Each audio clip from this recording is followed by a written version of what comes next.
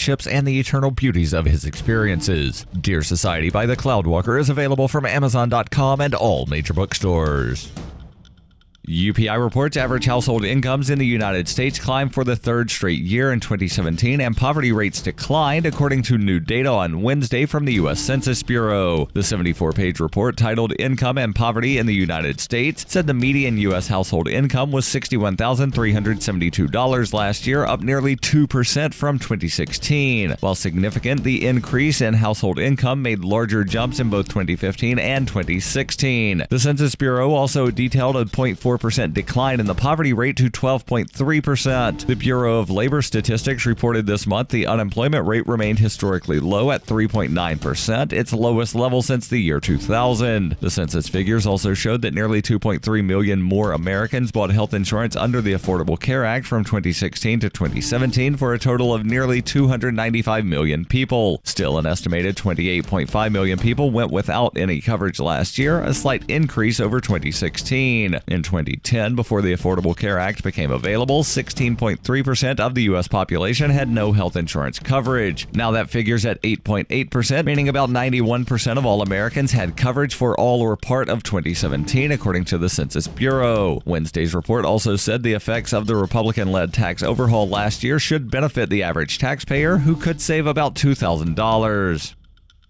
Are you tired of governments murdering people around the world? Stop using their money. There is an alternative. Bitcoin is a stateless, free market, non-political currency. Bitcoin cannot be inflated or controlled by any government. By using their money, you are helping the state. Stop doing it. You have an incredible alternative available now. Get started with Bitcoin at weusecoins.com. That's weusecoins.com.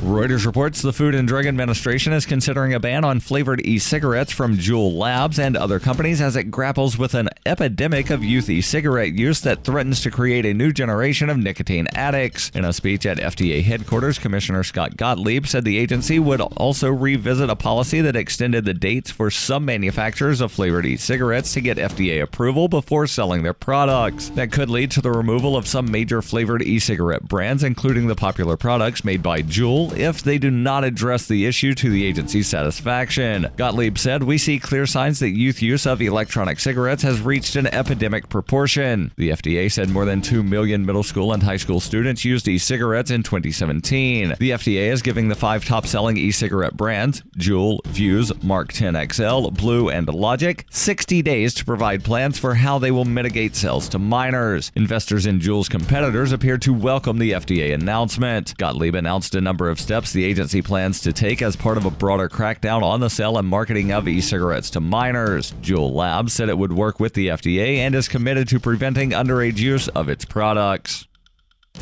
This has been FPP Radio News. Online at fppradio.com. With weather conditions in the Sahara among the most brutal in the world, the desert is a place suitable only for collapsing, dying, and rotting. Starvation is just one of the many possible outcomes for the gazelle or desert elk. It could also suffocate in a sandstorm, collapse of dehydration, or be run over by a dune buggy. Only the vulture has the wherewithal to survive in this nirvana of death. They feed on the dead of the Sahara. Uniquely adapted to the rigors of desert life, the vulture usually dies of heart disease after becoming overweight from the feast of carcasses. The landscape of the desert is dominated by towering sand dunes made from millions of years of ground-up bones. Another day ends in the Sahara, Earth's largest, most uncomfortable tomb. This is the Onion News Network. The Call to Freedom is an opinion show. It's meant for informational purposes only. It is not licensed financial advice. It is very important to do your own analysis before making any investment based on your own personal circumstances. You should take independent financial advice from a professional in connection with or independently research and verify any information that you hear from the Call of Freedom and wish to rely upon, whether for the purpose of making an investment decision or otherwise. I mean, come on guys, duh, it's a cryptocurrency investment and a political talk radio. Of course, it's opinions. computers are online, I'm gonna start loading software. 5, 4, 3, 2, 1. Welcome to the Call to Freedom. Broadcasting live from Vertcoin Studios on LRN FM. You're listening to Will. You will listen to every damn word I have to say! And Aria. Be afraid. Be very afraid. Stay tuned for political talk and everything crypto. That's right. Broadcasting internationally on our Bit Plus Network satellite. This is The Call to Freedom. All right, let's boot it up. All right, welcome to the Call to Freedom here on LRN.FM, where we are broadcasting live from the Horizon Studio here in beautiful Keene, New Hampshire. It actually is a beautiful day. It's a bit cloudy, but the temperature is actually perfect. It's not too hot. I'm sure our listeners in North Carolina are really comforted by that right now. Our listeners in North Carolina are not listening right now. There's a very good chance of that. But I hope they're told, all right, and they're not, exhibiting Darwinism by staying put and going, will someone please come save us? I've been told something is coming their way, something that's very big and very wet. Yeah, I think I heard something about that. Yeah, I actually heard the president say those words as I was driving, and I slammed on my brakes because I thought I was having a stroke. Hold on, what words that he heard about something wet coming their way? He actually described the storm, and this is a direct quote, as very big and extremely wet. Well, he's not wrong, to be clear. He's not, but it's possible to be factually correct and still be oh so very wrong. That is true. That is true. Well, as you hear, it's just me and Tom today. Will had something that he had to do, which... Bad finger. Yeah, well... It's the finger with the Midas touch. I hope not. Well, hopefully not literal. That would be a very awkward part of your body to get turned into gold. But yes, Tom, too much information about Will's personal life, dude. Hey, he made me listen to it. I'm going to make everybody else listen to it. Touché. No, it's important, though. It's good that Will is doing this, and every man of his age, and my age for that matter, should get it once a year, even though it is not fun. It's so not that bad. I mean, it's not. It's not. I'm saying realistic. It's not fun. It's really not bad, especially compared to the alternative. It's really not bad.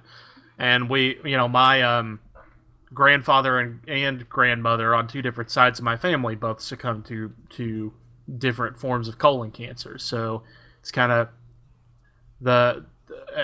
but he's not getting the colon checked. He's getting the prostate. No, my grandmother died of colon cancer. My grandfather died of prostate cancer. So prostate cancer is something that has taken someone from my family, and I'd rather that not happen to anyone who can avoid it. But Will, just to be clear, it's not like a cancer scare. It's a routine exam that every man over the age of 35 should have once a year. Very interesting, I suppose. Would be a See word for it. See how I turned that TMI into a PSA? Yeah, I did. It was good. It was very good. It's almost like we do this professionally.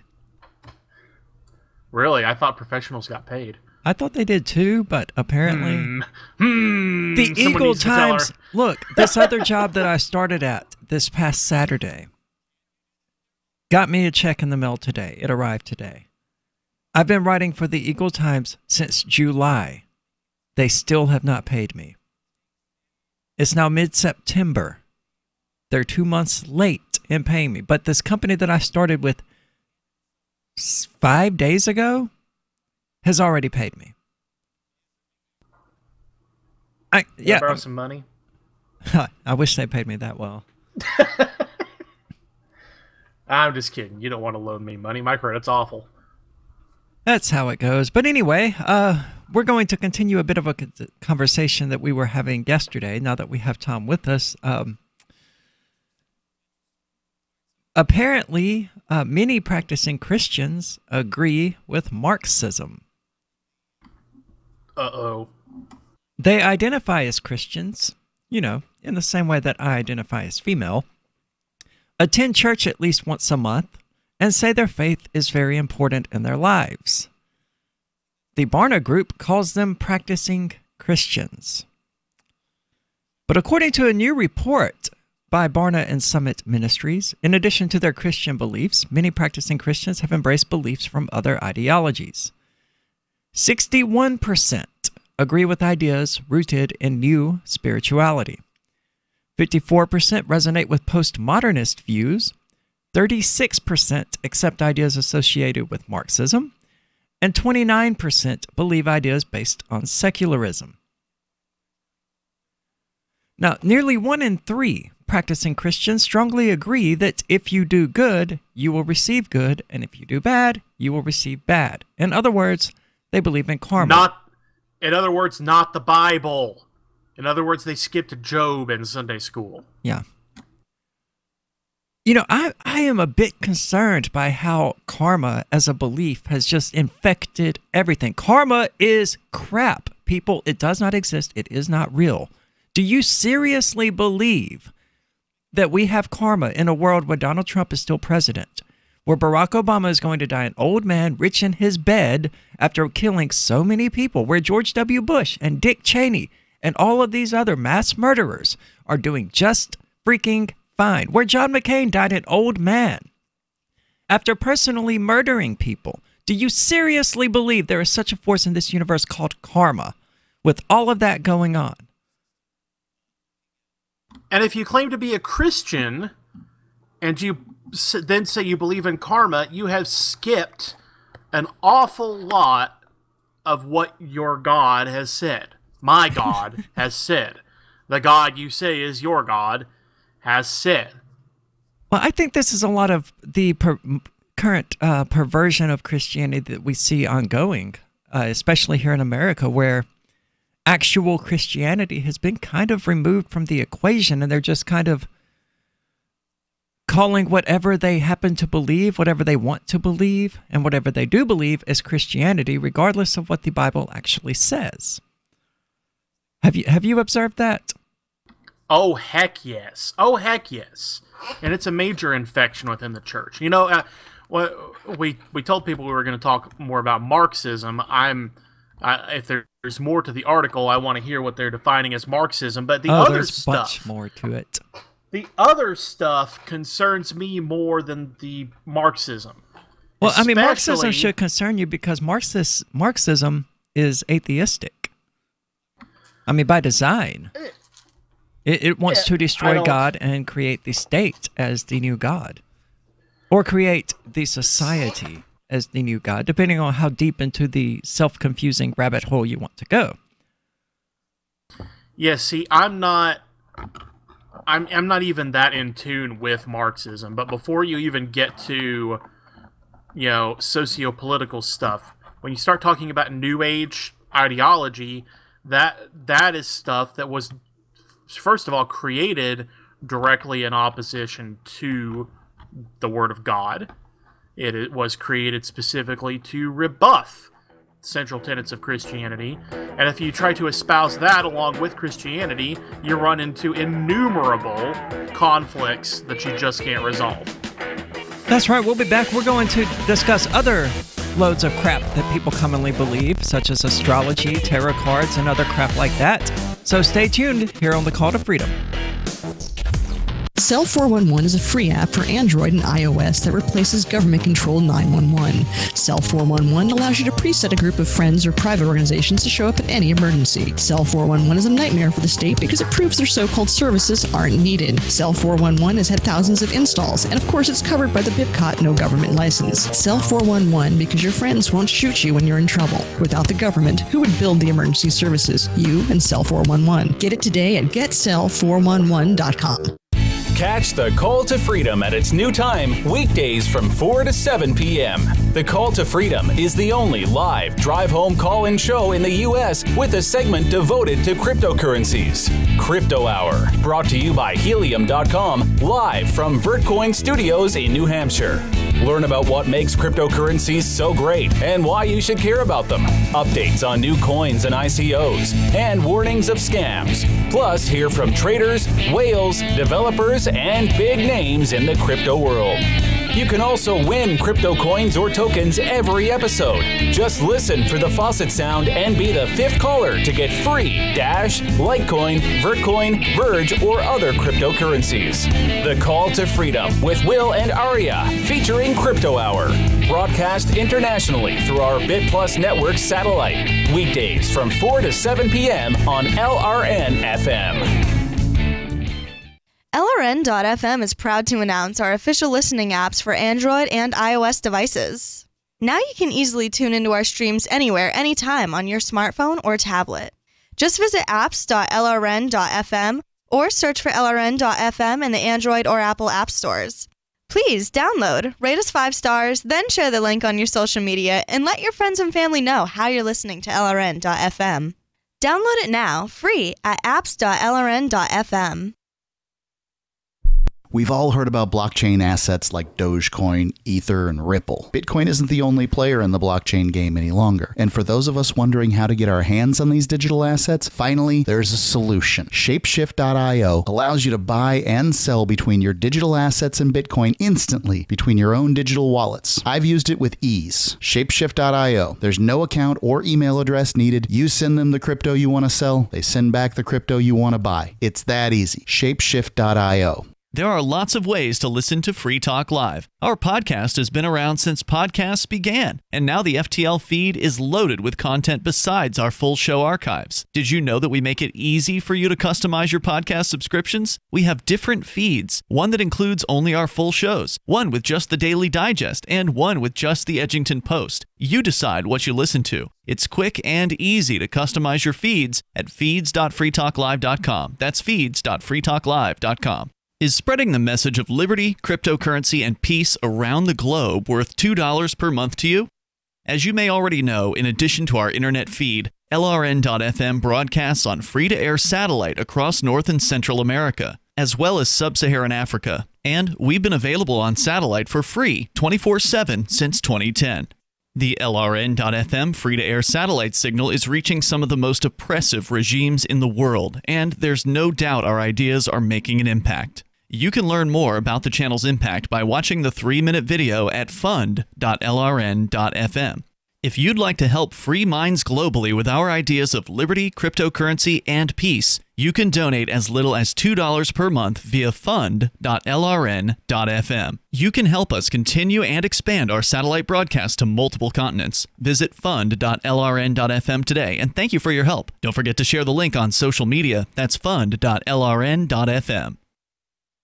You can sign up to receive the latest about the Liberty Radio Network via our email updates at updates.lrn.fm. That's updates.lrn.fm.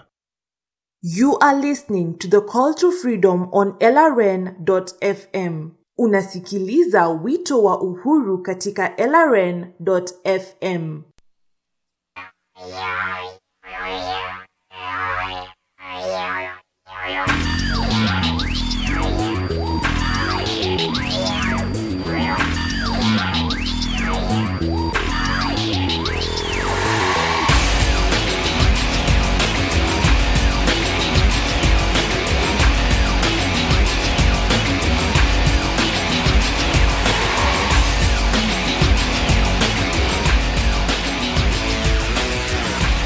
All right, welcome back to the Call to Freedom here on LRN.FM. And I figured while we were on the subject of Christians who weren't Christians and who believed insane, wacky, crazy things that quite obviously are not okay, I would pull up a book that I knew about, which is called God Spells, and is written by William Alexander Orebello. And rather than comment on it, I'm going to read you what one of my favorite humor writers, Sean Baby, over at Cracked.com and SeanBaby.com has to say about it. You don't normally see a religious nut and a wizard in the same body outside of a Narnia porn parody. But the late William Orebello was both a Christian and a sorcerer. He claimed to control otherworldly forces with spells hidden in the Bible, and the reason you haven't heard of him is because that's dumb, and of course he didn't. For book after book, William described rituals like lighting a talisman on fire to win free money or soaking a woman's name in a bowl of salt to get her to love you. In fact, most of the spells are the second one. This guy found the secret to unlimited Christ-given power, and his first 20,000 ideas were all date rape. And while I'm no biblical scholar, it seems suspicious that God would take away someone's free will over some magic bowl of salt technicality. I'm curious what the God spell falling in love process is like. Does God create an opportunity for a subtle glance? A tender match? It's possible he appears in her bathtub and says, "Look, lady, the guy folded up a drawing of you and put it in a moonlit iron chalice. You are now legally his. He also drew a couple forgotten ancient symbols that commanded me to give you butt implants, okay? Ready? God, butt powers go!" I try to approach obvious liars with an open mind, but I can't get past the problem that these Bible spells are demonstrably ineffective. Orebello wrote so many books about money spells that if even 5% of them worked, he would have had enough of the world's wealth to cause a global economic crisis. Orebello starts every book the same way, an argument with an imaginary skeptic. The weird thing is that Orebello's idea of a skeptic isn't someone who thinks he's full of crap. His idea of a skeptic is someone who totally buys that money potions and irresistible sex spells exist, but isn't sure Jesus will be okay with them. And I happen to know the answer to that. The answer to that is no. Is it not, Tom? I mean, is it... Whether Jesus is okay with spells? Yeah, wasn't it the sorcery in that the Egyptians were practicing that kind of made God irritated?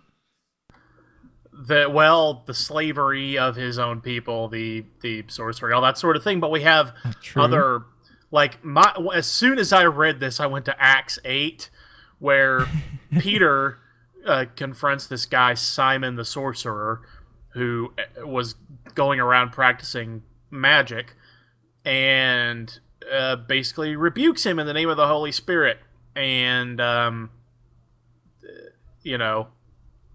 outdoes him. And they're not biblical, they're not true, but here's just to give you an idea of how strongly. No, I'm going somewhere else with this. Okay. There are non-biblical sources, like Bible fiction, basically, from the early church about this passage that basically have Peter literally flying around casting God-powered counter spells to show everybody that Simon is an idiot. That's how strongly the early church disbelieved in magic, quote-unquote, versus actual God stuff. Interesting. And at the end of this passage, by the way, Simon himself repents of his magic. Here's what I would say to the author in question here, quoting Peter here. This is Acts 8, starting at verse 20. "May your money perish with you, because you thought you could buy the gift of God with money. You have no part or share in his ministry, because your heart is not right before God. Repent of this wickedness, and pray to the Lord in the hope that he may forgive you for having such a hot thought in your heart. For I see that you are full of bitterness and captive to sin." That's pretty definitive. Mm-hmm. Well, and then you have... Yeah, go ahead. Back to the original article. More foolery for me to rebuke. All right, well, here we go. All people pray to the same God or spirit, no matter what name they use for that spiritual being. 28% of Christians believe that. Bull crap. Now, not only have you skipped Job, you've skipped most of the Old Testament.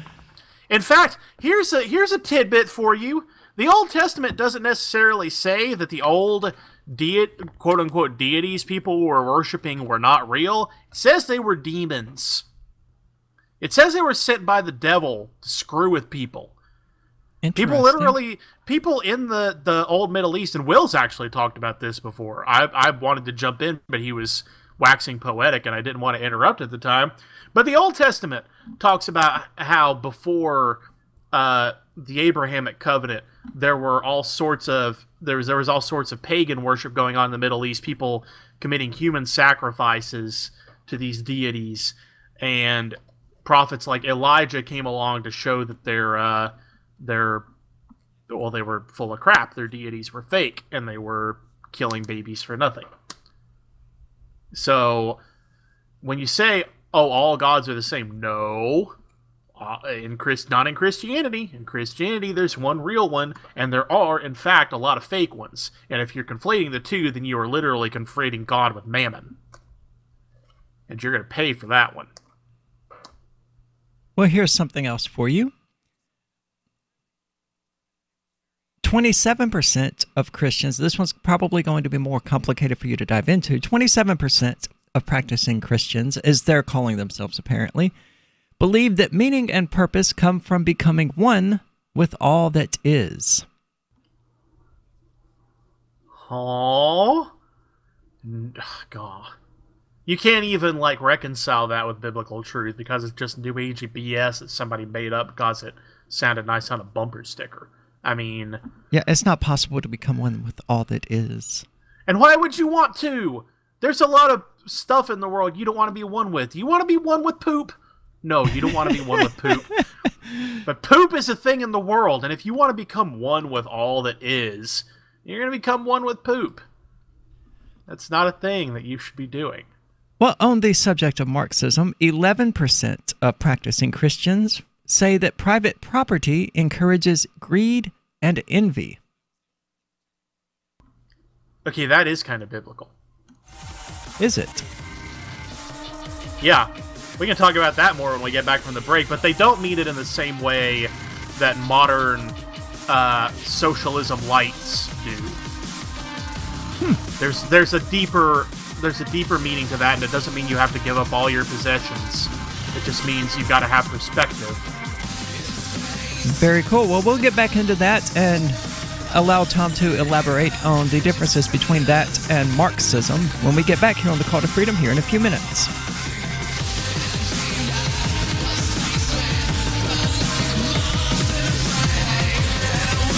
Hi, I'm Derek J. I don't want a politician to represent me. To me, government is the idea that one group of people can coerce everyone to comply with an edict or face increasing punishments up to and including death. Despite perhaps the most noble of intentions, the best government services are a far cry from what could be provided for by voluntary interactions. Besides, the people who call themselves the government wage wars and put peaceful people in jail for crimes involving no victims. If Starbucks used some of its money to drop bombs, I wouldn't shop there. So why would I support the American empire? The empire does not require my consent. Derek J's Victimless Crime Spree. Watch it for free and order the Director's Cut DVD at victimlesscrimespree.com. That's victimlesscrimespree.com.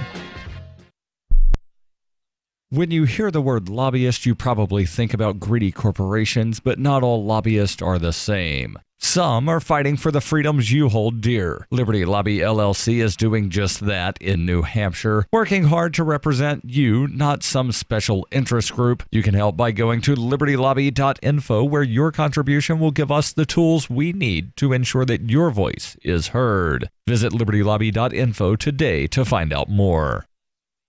On Free Talk Live, we're bringing people to the ideas of liberty every day. From wrestling superstars like Glenn Jacobs. You guys really are having an impact, I believe. Like I said, a lot of where I am now is due to listening to Free Talk Live. You changed my mind on some very important issues years ago. To random people tuning in on the radio.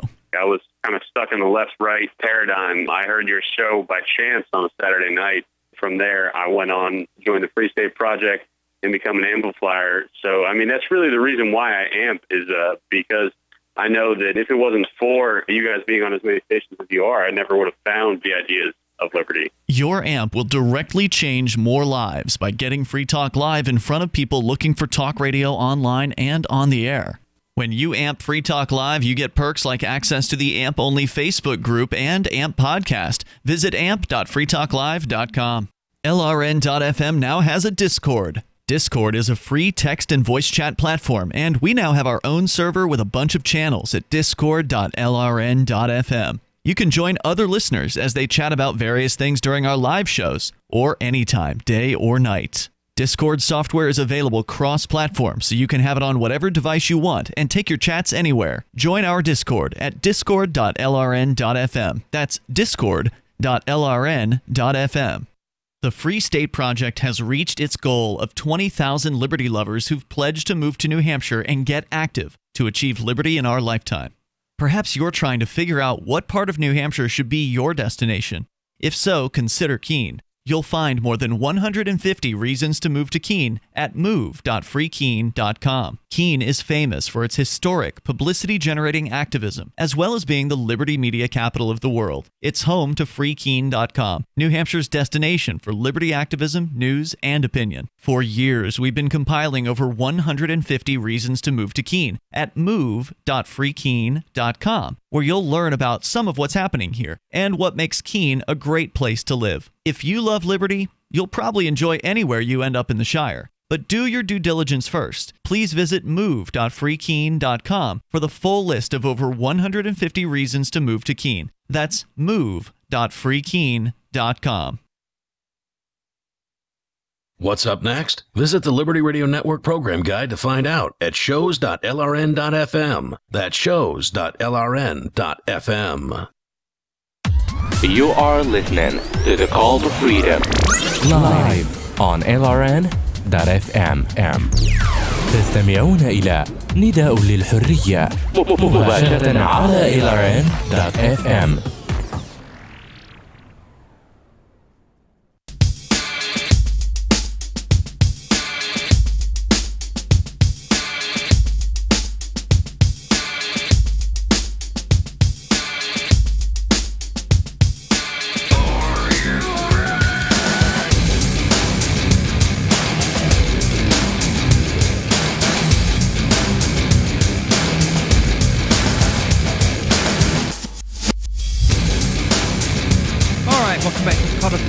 LRN.FM, where we are discussing the confusion of many modern practicing Christians and where they go wrong with various things that they believe.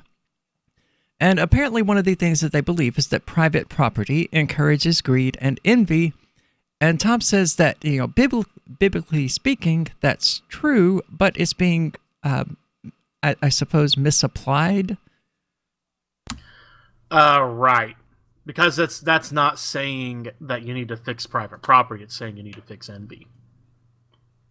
There are plenty of examples obviously, but private property isn't what leads to envy, right?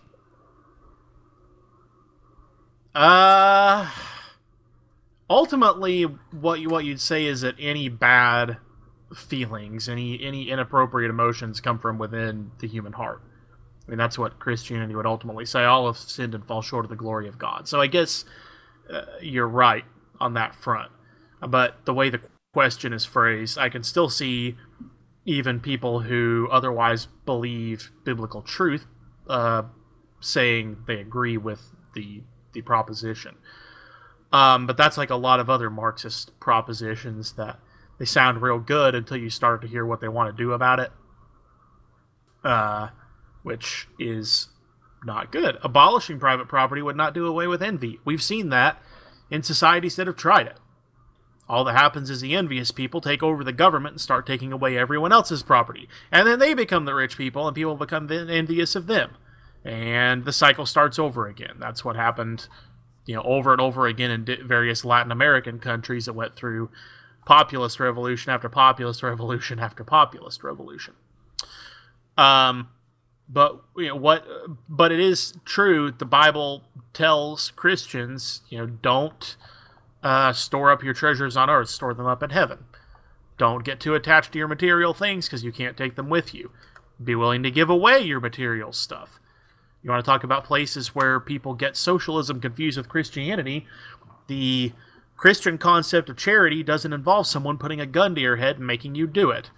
It does involve God putting himself to your head and saying, hey, I gave you a whole lot of stuff. Why don't you give this guy your coat? Or those Nikes that you were going to set on fire because your butt hurt because Magic Football Man didn't stand for the skycloth. You know, Right. Just speaking of things that are terribly unbiblical. Well, Speaking you know, of if we don't stand for the song, for the magical song, then the skycloth can't freedom. And you shouldn't care whether the skycloth freedoms or not if you're a Christian, because Christianity is not where your real freedom or the government is not where your real freedom comes from in Christianity. No, very true. I don't think that, you know, Christianity as a whole is too big of a fan of state power in general, given that, you know, it was the Romans who kind of, you know, represent imperialism. Kind of been used against us in horrible ways that sometimes we don't like to think about. How Just so? saying. The state power, you just laid it out there. How state power has been used against Christians in horrible ways that are awful to contemplate when you actually go back and read, you know, what went down back in the day. We went through a lot of stuff. They did, and it's why I don't like the word persecution being thrown around today. I mean, especially in regard to what Christians are experiencing. I mean, they are being unfairly mistreated. I mean, like the baker in Colorado, whoever he is. I mean, they're certainly being mistreated, and state power is being used against them again. But it's nowhere near the persecution that, you know, Christians went through by the Roman Empire. Right. There are places in the world where Christians are undergoing that kind of persecution. It's just That's not true. local to us, not local to the United States at all. China, you know, there's literal confiscation of Christian materials, specifically Protestant materials. Of course, what's part of the reason behind that? The Catholic Church is in bed with the Chinese government. There is an official state Christian church, or an official state Catholic Church in China, and the government gets to pick the bishops. And the Catholic Church in Rome is perfectly fine with this. It's horribly unbiblical. Just as an example, you know, in some of the Middle Eastern countries, and you know, we talk about it on the air all the time. This is a function of totalitarian governments more so than anything about Islam as a faith. But in a lot of those governments, Christians are horribly persecuted. we have missionaries at our church sponsors who we're not allowed to talk publicly about where they are serving. In fact, we're not allowed to know, because that's how closely we have to guard their ministry against the prying eyes of the governments that control the countries they're in. I've had missionary friends. In fact, one of the first mission trips I went on as a child, we had to change where we were going because the missionaries we were working with had to be evacuated from Albania because of the actions of the Albanian government, and we had to do a mission trip to Bosnia instead. Bosnia, by the way, was the Muslim part of that conflict. So the Christians had to flee to the majority Muslim area because it was safer for them than the area where the supposedly Christian government was persecuting both Christians and Muslims. Well, in terms of postmodernism, apparently, yes. You're going to love this. Oh, no. 23% of Christians believe that what is morally right or wrong depends on what an individual believes. Stop! That's almost 1 in 4, man. I mean, that's what happens when you have Christianity as the dominant religion, though. You know, you have people who just say that they're Christians because they're just part of that group who was raised to call themselves Christians because they believe in a God and they don't know the difference. God, that makes my anus hurt hearing people are that stupid. 37% of Christians under 45 believe that.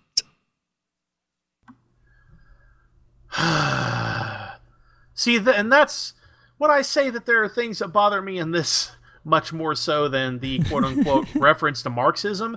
That's like top of the list right there. Yeah, it's the Christians calling themselves Christians who quite clearly are not Christians.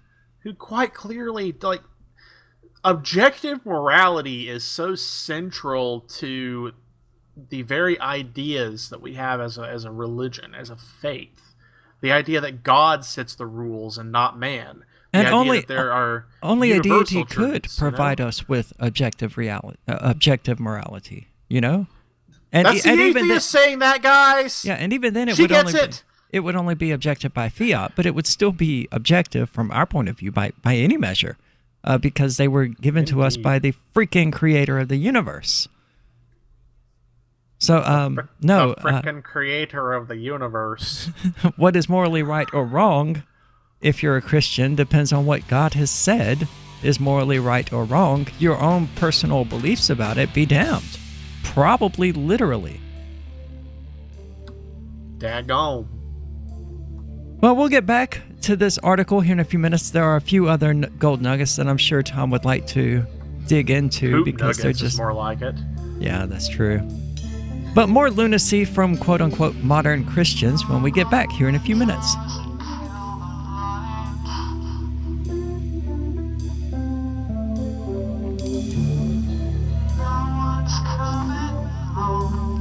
Are you a cryptocurrency advocate? The Crypto Tip is the ideal outreach tool to help new people discover cryptocurrency. It's a printable business card-sized tip that you can give to service providers, preferably in addition to a good cash tip. When the server scans the QR code, it'll bring up an explanation of cryptocurrency, how to install a wallet, and allow them to claim the tip. If they don't claim the crypto, you get your tip refunded to you after a time period you specify. Plus, if they do claim the tip, you get an email alert. Create as many tips as you want at cryptotip.org. That's cryptotip.org.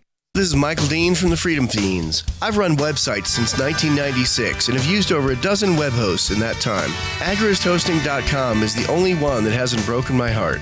Agrist Hosting's uptime and service is stellar, and their DDoS mitigation is the best I've seen. That's important because if you tell the truth in this world, you'll ruffle feathers. And some people will try dirty tricks to silence your voice. No matter what the haters hit us with, Agrist Hosting keeps our websites online. If you have a mission-critical commercial presence or a world-changing activism site, you cannot tolerate any skullduggery. So go with AgristHosting.com. Have a WordPress or blog site, but you're not satisfied with performance or uptime? Or just want raw hosting? Want to pay with Bitcoin? Agrist Hosting specializes in high-performance hosting with personalized service.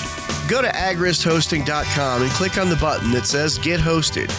That's AgristHosting.com. Did you know you can get news updates about what's happening with the Liberty Radio Network delivered in the way you prefer? You can sign up for our email updates at updates.lrn.fm. Plus, you can stay in the loop by joining our Facebook profile at facebook.lrn.fm or follow us at Twitter at twitter.lrn.fm. It's all free, so sign up now at updates.lrn.fm for news updates delivered to your email box, facebook.lrn.fm to follow our Facebook page, and twitter.lrn.fm to receive our tweets. My name is Jacob Hornberger. I'm president of the Future of Freedom Foundation, which Congressman Ron Paul awarded for having an outstanding freedom website. Write us at fff@fff.org, and we'll send you a free 3-month subscription to our monthly journal of libertarian essays and our booklet, Economic Liberty in the Constitution, which George Mason University economics professor Walter Williams praised in a recent column. That's fff@fff.org. Imagine someone in your community getting in their car, turning on the radio, and hearing the Liberty Radio Network. You can make that vision a reality with your own micro radio station. Visit broadcast.lrn.fm to learn how you can put our programs on the air in your area. You can have LRN.FM running around the clock, and you can even add in your own local shows. Building a radio station is simple, but programming isn't. That's where LRN.FM comes in. Learn more at broadcast.lrn.fm. That's broadcast.lrn.fm. We have some Some good news. The indictments against Ross Ulbricht in the District of Maryland were dismissed with prejudice, meaning they can never be refiled. This is especially good because those indictments contain the only charge ever made that Ross engaged in murder for hire. This was a serious allegation that Ross Ulbricht denies. It was never prosecuted or ruled on by a jury, but was trumpeted by the federal government and the media as if it were proven fact. The Maryland court held these indictments for almost 5 years, poisoning Ross's case and leaving him under a cloud of unproven allegations. As explained in Ross's appeal to the Supreme Court, the fact that the judge used these allegations to give Ross a draconian sentence of double life without parole violated his Sixth Amendment right to a jury trial. Judges are required to issue sentences based on convictions decided by a jury, not unproven allegations never even charged at trial. Although this is a positive development, the dropped indictment will not set Ross free. Now, a presidential pardon is Ross's only hope of freedom. Sign the petition at freeross.org. freeross.org. If you enjoy LRN.FM, please contribute to your favorite shows via their websites and become an amplifier at amp.lrn.fm. That's amp.lrn.fm. This is Angel Clark, and you're listening to The Call to Freedom on LRN.fm.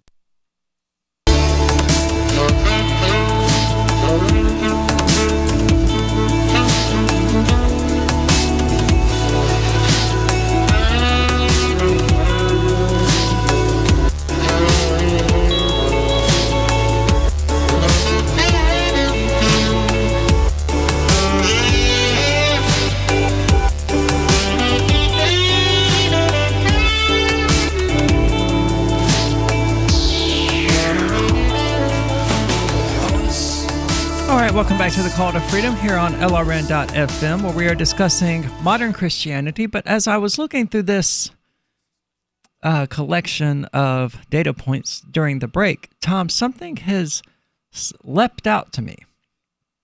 And that is the enormous disparities between people who are over 45 and people who are under 45. In every single one of these, the less Christian the idea is, or the further to the left the idea is, the wider the disparity between those who are under 45 and those who are over 45. Like the idea of karma, 50% of Christians under 45 believe it versus 24% of people over. And it only gets worse from there. What is morally right depends on what an individual believes. Under 45, 37%. Over, 16%. No one can know for certain what meaning and purpose there is to life. Under 45, 32%. Over 45, 13%. To absolutely no one's surprise, if your beliefs offend someone or hurt their feelings, it is wrong. Under 45, 29% agree versus 8% of people over 45. And the same disparity, it is not as drastic in regard to whether or not everyone prays to the same God. 26% of Christians over 45 believe it versus 33% of people under. So it seems that Christianity has not been taught properly to younger generations. That would be my general takeaway. And of course, you have the same disparities between people who live in the cities versus people who live in rural areas. And they correlate exactly how you would expect them to. Those people in the city agree overwhelmingly with the under 45 people. The people in the rural areas agree overwhelmingly with the over 45 people. So it seems that the same sort of leftism that Will is always talking about having taken over Christianity, Islam, is also taking over Christianity. And one issue that Christianity has that Will would have to speak to it as it concerns Islam, but there's been a lot more elevation of people who are not educated in Scripture to pastoral positions in Christianity. People who have either never been to a divinity school or went to a fake one. charismatics, and I think Joel Osteen might actually have a ministry degree, but he's an example of somebody who didn't absorb the right things when he got his ministry degree. And I dog Joel Osteen a lot because of his false doctrine. I do think Joel Osteen legitimately believes the things that he says. And I do believe that Joel Osteen is... I don't like to speculate on somebody else's faith, but I don't get the false teacher vibe from him the way I do from, say, Franklin Graham. When I say he may be teaching false things, but I genuinely think that he knows God and just sometimes misunderstands God horribly. Looking at this data further, I don't even think this is about Christianity, except that Christianity is the dominant religion in the United States. So as I was talking about earlier, everyone says they're Christians. I mean, if you ask some random person what religion they are, they're overwhelmingly going to say Christian, even if they've never even been to a church. By the way, I was wrong. Joel Osteen, in fact, did not graduate from a divinity school. He has an undergraduate degree in radio and television communications from Oral Roberts University. Actually, no, he doesn't even have a degree. He studied there, and he dropped out. But this data, it's about urban life versus rural life, and it's about the young generation versus the new generation, versus the old generation, sorry. And that just becomes blatantly obvious with the government, rather than individuals, should control as much of the resources as necessary to ensure that everyone gets their fair share.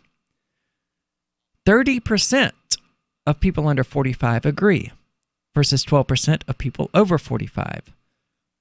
Oh, I'm sorry, 30% of people under 45 versus 6% of people over.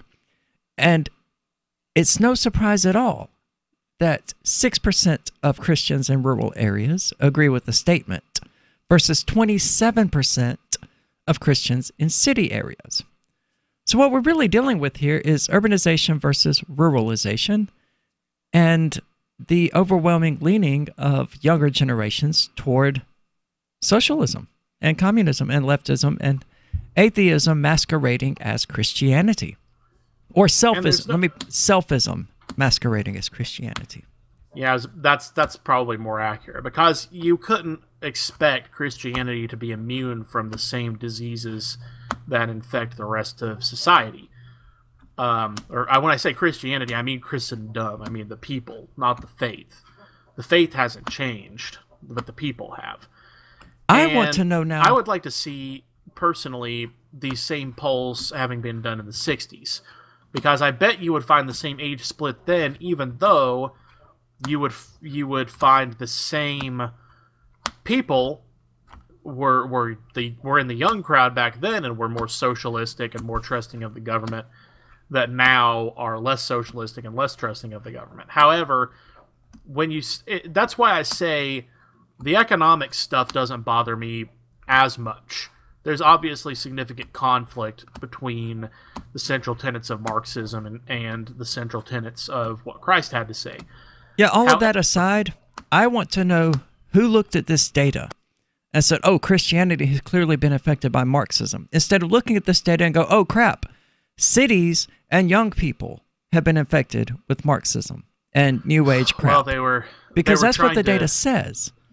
That's what the data says, and that headline's been written a lot more, and it doesn't draw as many new eyes as Christianity's been infected. That makes people, especially Christians, go, wait, what?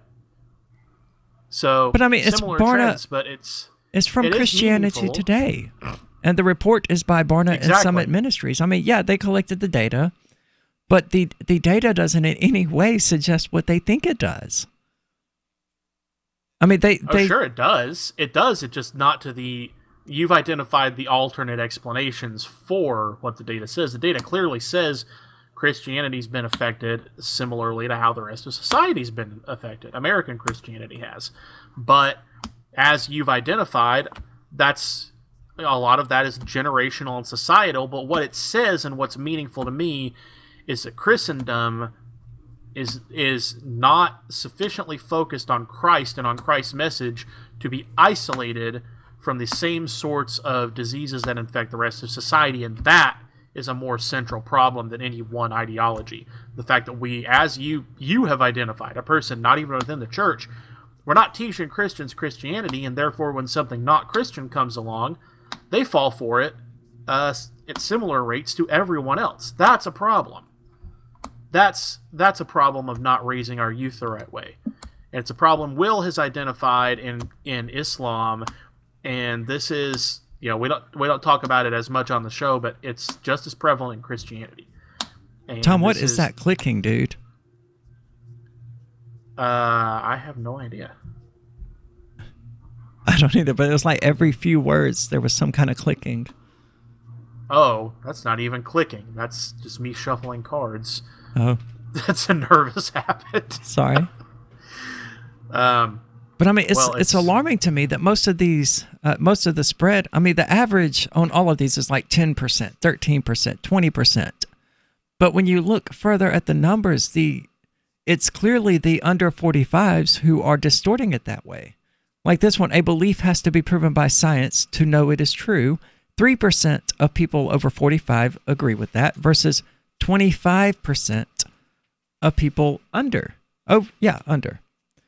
I mean, that's an enormous disparity. That's what they should be talking about and working on, not their religious beliefs. I mean, it's clearly an affection of the younger generation. Well, we'll be back with the Crypto Hour here in a couple of minutes, so stay tuned. There's some interesting things happening in cryptocurrency today. Is spreading the message of liberty, cryptocurrency, and peace around the globe worth $2 per month to you? As you may already know, in addition to our internet feed, LRN.FM broadcasts on free-to-air satellite across North and Central America, as well as Sub-Saharan Africa. And we've been available on satellite for free 24/7 since 2010. The LRN.FM free-to-air satellite signal is reaching some of the most oppressive regimes in the world, and there's no doubt our ideas are making an impact. You can learn more about the channel's impact by watching the 3-minute video at fund.lrn.fm. If you'd like to help free minds globally with our ideas of liberty, cryptocurrency, and peace, you can donate as little as $2 per month via fund.lrn.fm. You can help us continue and expand our satellite broadcast to multiple continents. Visit fund.lrn.fm today, and thank you for your help. Don't forget to share the link on social media. That's fund.lrn.fm. The 3 most important things you can do for LRN.FM are: 1. Let your friends know you're listening to LRN.FM on your social networking profile. 2. Buy the things you buy online through shop.lrn.fm. 3. Give $5 a month to the AMP program at amp.lrn.fm.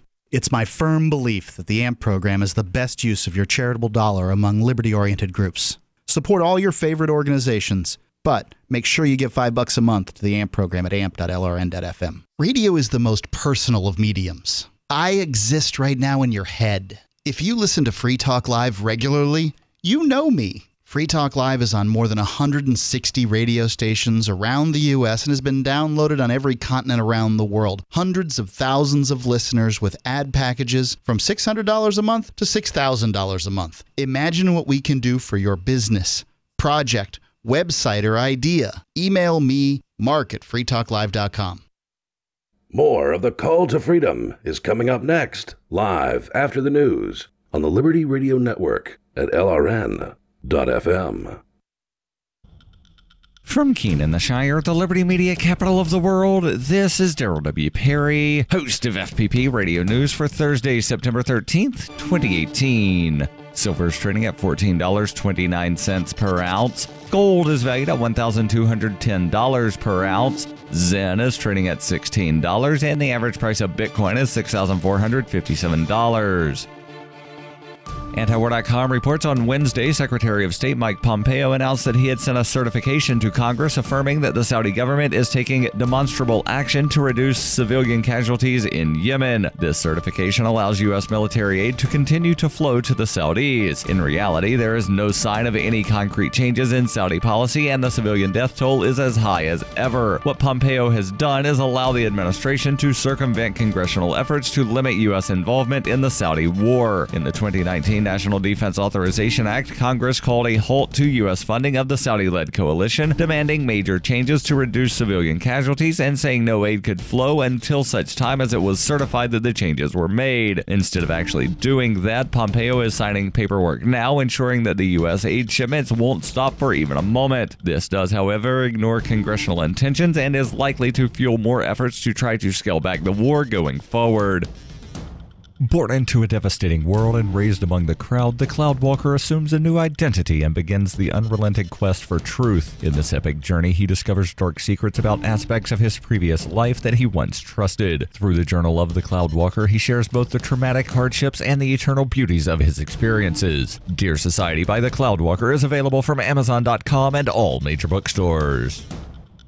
UPI reports average household incomes in the United States climbed for the third straight year in 2017, and poverty rates declined, according to new data on Wednesday from the U.S. Census Bureau. The 74-page report, titled Income and Poverty in the United States, said the median U.S. household income was $61,372 last year, up nearly 2% from 2016. While significant, the increase in household income made larger jumps in both 2015 and 2016. The Census Bureau also detailed a 0.4% decline in the poverty rate to 12.3%. The Bureau of Labor Statistics reported this month the unemployment rate remained historically low at 3.9%, its lowest level since the year 2000. The census figures also showed that nearly 2.3 million more Americans bought health insurance under the Affordable Care Act from 2016 to 2017 for a total of nearly 295 million people. Still, an estimated 28.5 million people went without any coverage last year, a slight increase over 2016. In 2010,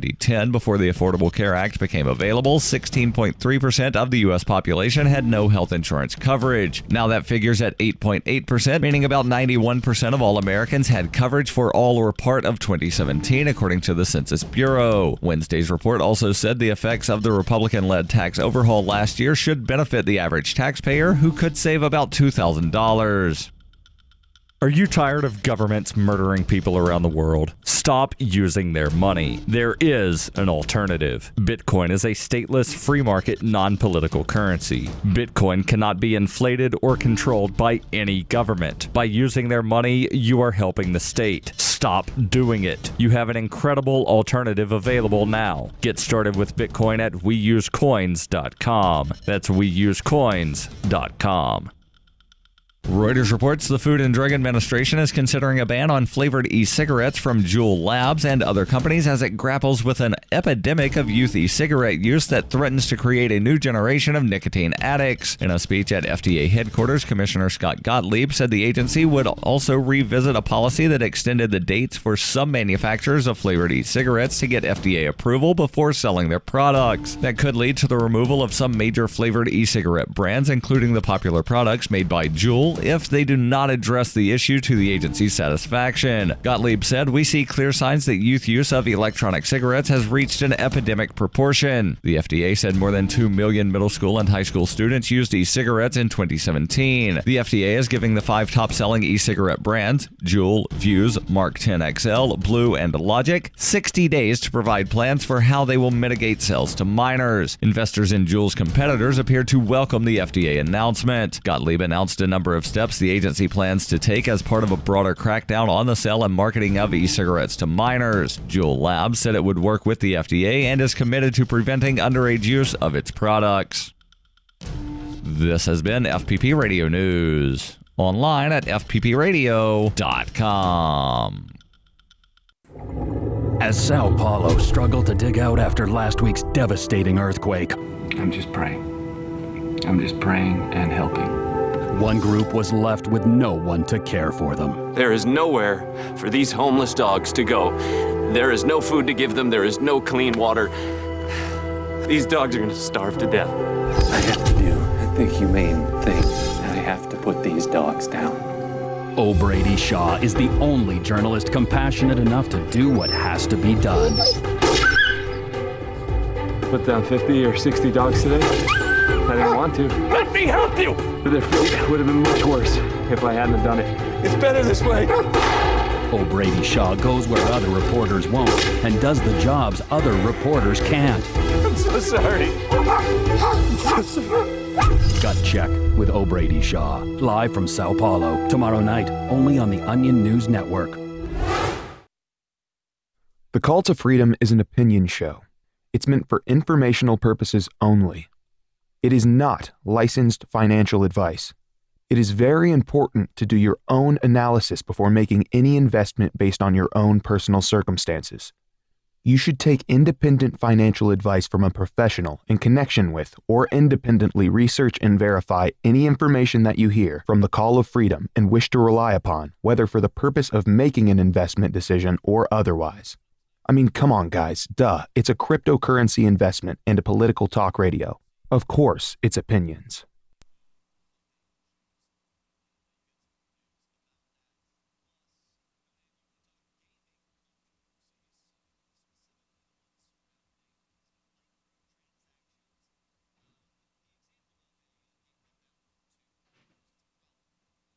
You got dead air. All right, welcome back to the Call to Freedom on LRN.FM, and this is the Crypto Hour. Today, manning the ship is me, Tom. He Gray, said ship, host from the by the Appalachian way. Mountains. Yes, ship.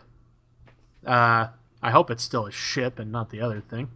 And Aria DiMezzo up there in Keene, New Hampshire, where it is significantly less extremely wet, although perhaps exactly as extremely large.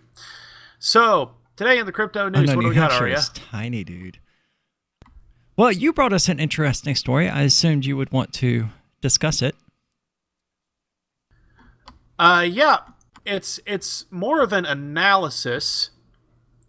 Oh no, hold on just a second here.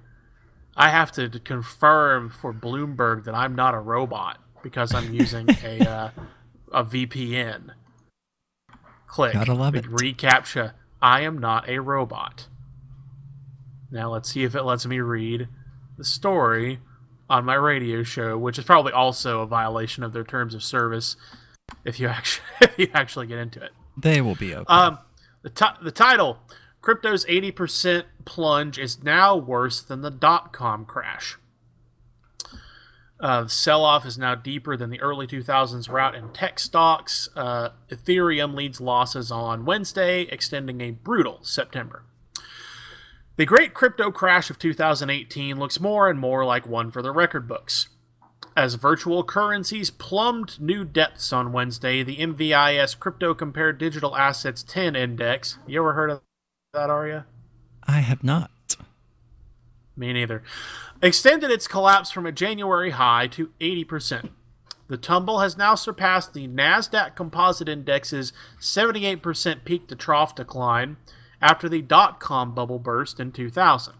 Well, pausing right there, that tells us something that the normies would probably not want you to consider, which is that the stock market that they all worship has had exactly the same kinds of downs that the crypto market is having now, not only historically, but within the last 20 years. Not to mention that, like their predecessors, cryptocurrency is still going strong, despite this crash that is worse than the dot-com bust. Cryptocurrency is doing fine. And actually, I have thoughts on that when we get a little bit more out of this article. Awesome. Like their predecessors during the internet stock boom almost 2 decades ago, cryptocurrency investors who bet big on a seemingly revolutionary technology are suffering a painful reality check, particularly those in many secondary tokens, so-called altcoins. Quote, It just shows what a massive speculative bubble the whole crypto thing was, as many of us at the time warned, said Neil Wilson, chief market analyst in London for Markets.com, a foreign exchange trading platform. It's a very likely winner-takes-all market, Bitcoin currently most likely. Wednesday's losses were led by Ether, the second largest virtual currency. It fell 6% to 171.15. Yes. At 7:50 a.m. in New York, extending this month's retreat to 40%. Bitcoin was little changed, while the MVIS Crypto Compare Index fell 3.8%. The value of all virtual currencies tracked by CoinMarketCap.com sank to $187 billion, a 10-month low. So, my first thought when I read the headline was, well, this crypto has something else in common with the .com bubble, which is that both bursts both bubble bustings were fueled by people who didn't know jack squat about the actual technology, sticking their noses into a non-right market. What have we got? What's that? Oh boy, Wabbatwax. Oh. It's FUD! It is. It's definitely FUD. Because, cryptocurrencies are doing just fine. In fact, we have an article that we're going to get back to later in this crypto hour about how Ethereum is now leading the, and I hate to use this phrase, but it's the headline, the altcoin rally. And, all of these cryptocurrencies that are down, I mean, they're essentially where they were in July of last year, which is not great. Actually, they're up. I think Ethereum might be down from where it was at last July, but most of them are up ever so slightly, maybe 10 to 20%.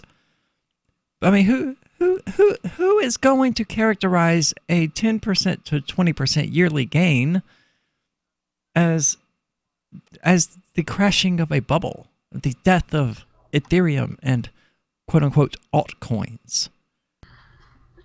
And more to what I was getting at,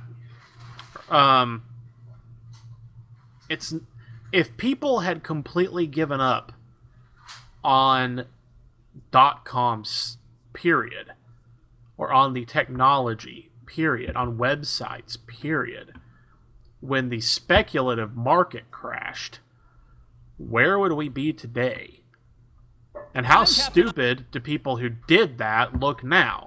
How stupid do people who, after the .com crash, said things, and this was really happening, like, well, Yahoo will never be a high-value stock.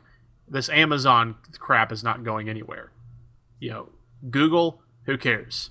Microsoft, bum stock. IBM, they'll never recover. How dumb do those people look right now? How dumb do people who said e-commerce is not something that we should be doing for our business in 2000 look now? Well, I'll tell you how bad one of them looks. Toys R Us, they're dead. A lot of them are dead. A lot of them that didn't adopt stuff.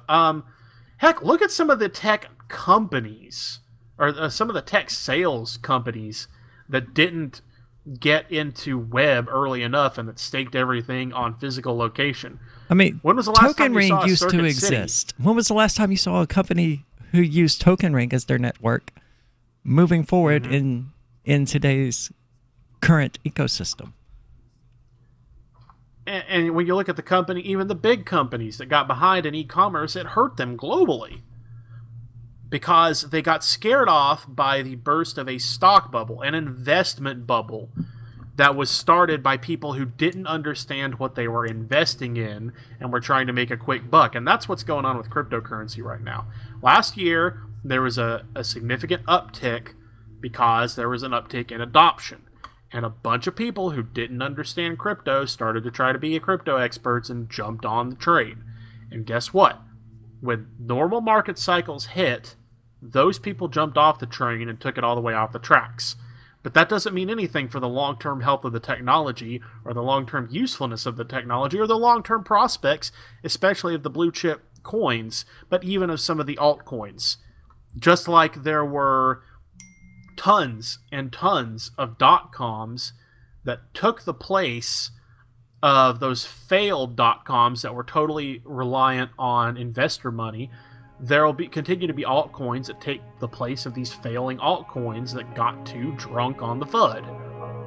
And crypto's going to be fine. It just might not be a place to make a quick buck right now, which it's not supposed to be. Very true. I think it's kind of interesting, actually, that now that cryptocurrencies are not really as volatile as they have been in the past, suddenly everyone wants to declare that they're dead. Now that they're, viable as currencies. Well, we'll get back with more in the crypto news here in a couple of minutes, so stay tuned.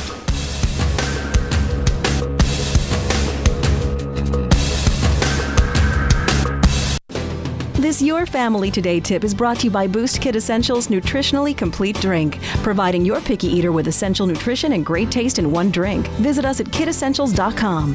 To make sure your kids eat healthy, follow the 5-a-day plan. Serve 3 servings of vegetables and 2 servings of fruit daily. Remember, a serving could just mean a piece of fruit or a half cup of veggies. If your kids are picky eaters, ask a nutritionist about other sources. For more tips like these, visit us at parenthood.com/yourfamilytoday. To help you understand how dangerous narcotics operations have persisted despite decades of bold efforts to completely mishandle the problem, we now present The Onion Explains, the drug trade. The cartels remain as powerful as ever. Experts say that the only solution is to eliminate the demand for illegal drugs by instead getting buzzed on common household products, like cough syrup. Not only do items such as nail polish remover and model glue get you ripped if you really breathe that in, they also help shrink the market for cartel drugs. Cartels would stand to lose billions if even a third of the people using their cocaine or methamphetamine instead huffed Freon, which will knock you right on your ass just as quickly. It's easy to get by cracking open an air conditioner. If enough people realize that keyboard cleaner will put you in a insane trance and that it's just sitting there right now in your desk drawer, the costly war on drugs could very well end tomorrow. Did you know we've taken our LRN.FM telephone listen line to a new level with the LRN.FM audio on demand line? Now you can call 712-770-8447 anytime and listen to LRN.FM's live feed. And you can listen to a bunch of our original shows on demand. Long distance fees may apply. Just dial 712-770-8447 and choose from the menu. 712-770-8447. What do you shop for that you could otherwise buy at Amazon? Pretty much everything, right? Amazon has competitive pricing and they deliver, and that's a big plus. If you could plan ahead in your shopping, would you be interested in saving up to 33%? There's a catch. You have to do your shopping in Bitcoin. But imagine those savings. It's like a huge raise. All you have to do is go to saveitpurse.com. We've saved thousands, and you can too. Plan ahead and save. Saveitpurse.com. Some of you asked, and now we've delivered. LRN.FM's live Keene, New Hampshire studio shows are now streamed in HD on Twitch. Visit our channel at twitch.lrn.fm and give it a follow. If you have Amazon Prime, you get 1 free subscription on Twitch. If you use it on our channel, Twitch will give LRN.FM a monthly piece of your Prime subscription cost. So please watch, follow, share, and subscribe to twitch.lrn.fm. That's twitch.lrn.fm. Since time began, tyrants have taken aim at personal liberties. Now there's a movie that aims back. The government has no more right to tell us what to put in our bodies than they have to take our guns or tell us what books we can read. 6 drug police were eaten by bears while raiding a marijuana farm. On your knees, you dirty hippie! Jesus. On your knees! What's the problem, officer? Today, many cops who enforce pot laws do so only because it provides them with cushy jobs, good benefits, and a chance to push people around. I was an undercover narcotics officer. The drug war is nothing but a farce. The Second Amendment says you got to keep you and your gat intact. Guns and Weed, The Road to Freedom. A film by Michael W. Dean and Nima Vadadi. DVD available now at gunsandweed.com or on Amazon. That's gunsandweed.com. Makes the perfect gift. Remember, that's gunsandweed.com. Join the LRN.FM Discord for live chat 24/7 at discord.lrn.fm. That's discord.lrn.fm. You are listening to The Call to Freedom on LRN.FM. تستمتعون إلى برنامج نداء للحرية مباشرة على LRN.FM. Help me if you can. It's just this. It's not the way I'm wired, so could you please help me understand why you've given into all days. Reckless dark desires you are. Lying to yourself again, suicidal in the soul. All right, welcome back to the Call to Freedom here on LRN.FM. It seemed appropriate for these people who are, just kind of doing their own thing with technologies they don't understand, investing money and trying to make a quick buck on cryptocurrencies, even though that's not the point. It has never been the point. And even though it has happened, I know we've been counseling people against it, and I'm pretty sure other cryptocurrency advocates have, that if you're using it as a method of making money, then you're going to get burned. And let's be clear, when the market was up and everybody was making money, we were pretty happy about it, and we were telling people, this is good, be happy with this. But it was never going to be a long-term ride, and it doesn't have to be for it to be a successful concept, No, and I'm looking forward to watching McAfee eat his own willy. Ew. Well, he made the prediction that by 2020, Bitcoin would be at $500,000, and I don't think it's going to happen. In fact, 2020 is not as far away as McAfee would probably like. I mean, he's got what, 15 months? Away. Yeah. No, it's like 15 months, man. That's not that far away. I mean, considering the past year of Bitcoin's trajectory, there's zero chance it's going to hit $500,000. It's not going to happen. It's not. And we've talked about it before, and it's because, the reason it hit $20,000 or whatever it was because all of the cryptocurrency advocates were out there talking about it freaking everywhere. It was like veganism. It was like atheism. It was like transgenderism. If they had it, they were talking about it everywhere, in every conversation, no matter how irrelevant it was. Then the crash happened, and we all kind of shut up about it. I think that we're probably the only ones who mention it every single day, and that's because we have the Crypto Hour. I don't mention it very often on Facebook. I don't ever see it mentioned on Facebook versus this time last year where probably 80% of my friends list, every other post was about some cryptocurrency. I see a lot of my lefty friends trying to gloat over it. Like, ha ha ha, you crazy libertarians, now you gotta use the government money. I mean, that's literally their thing. You really thought that you could have money that wasn't government. Well, we still do. Yeah, I mean, we still do have that money, and it's still usable as money. But in a way, the people who really lost a boatload, a lot of them were the people who got on. Well, I feel sympathy for them. Hard to feel sympathetic. I mean, they got good for you. I don't. I find it hard to. I mean, most of them aren't tech enthusiasts. They were swayed by our relentless promotion of cryptocurrencies, and they saw how much money people were making in it. And they were like, "Man, I've got to get in on that." And right after they did, because I was getting text messages and phone calls from people I never talked to, from totally normal people. And for you to understand what it's like for me to get a phone call from a totally normal person, it doesn't happen often, unless it's work-related. Usually at work, I would imagine. Yeah, I was about to say. If it's work-related, okay. But that's it. But they were calling me and texting me because they wanted to find out how to get into it. And, I told them. And because of me and my advice, I didn't offer advice. I just, gave them instructions.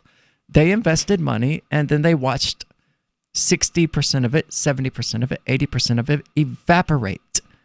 And there is no end in sight. There's no suggestion anywhere on the horizon that these cryptocurrencies are about to go back up to what they were when these people purchased in November and December, because we were promoting it constantly. And it's not going to happen until we get back out there promoting it constantly. Because that's just how demand works. We created the demand for it by getting people excited. We did that. The crypto community. We got people pumped. excited, and that's why they invested. And the more they invested, the more it drove values up. So the more excited we became and the more we talked about it, until it's just sort of snowballed until Bitcoin was at $20,000, and then people began selling off. They're like, all right, I think I've made enough money, so I'm going to start selling off some of it. And then the price went down, and so other people were like, oh, well, crap, we missed that, but we need to hurry up and sell before it gets worse. And then more people sold, and more people sold, and it got worse and worse and worse until Bitcoin hit $6,000. And everybody shut up about it because, is it over yet? I mean, right now we're like the kids tiptoeing around through the house wondering if our parents are still fighting. Scared to make a sound, scared to make a noise, because if they're not done fighting, then, you know, that'll set them off again.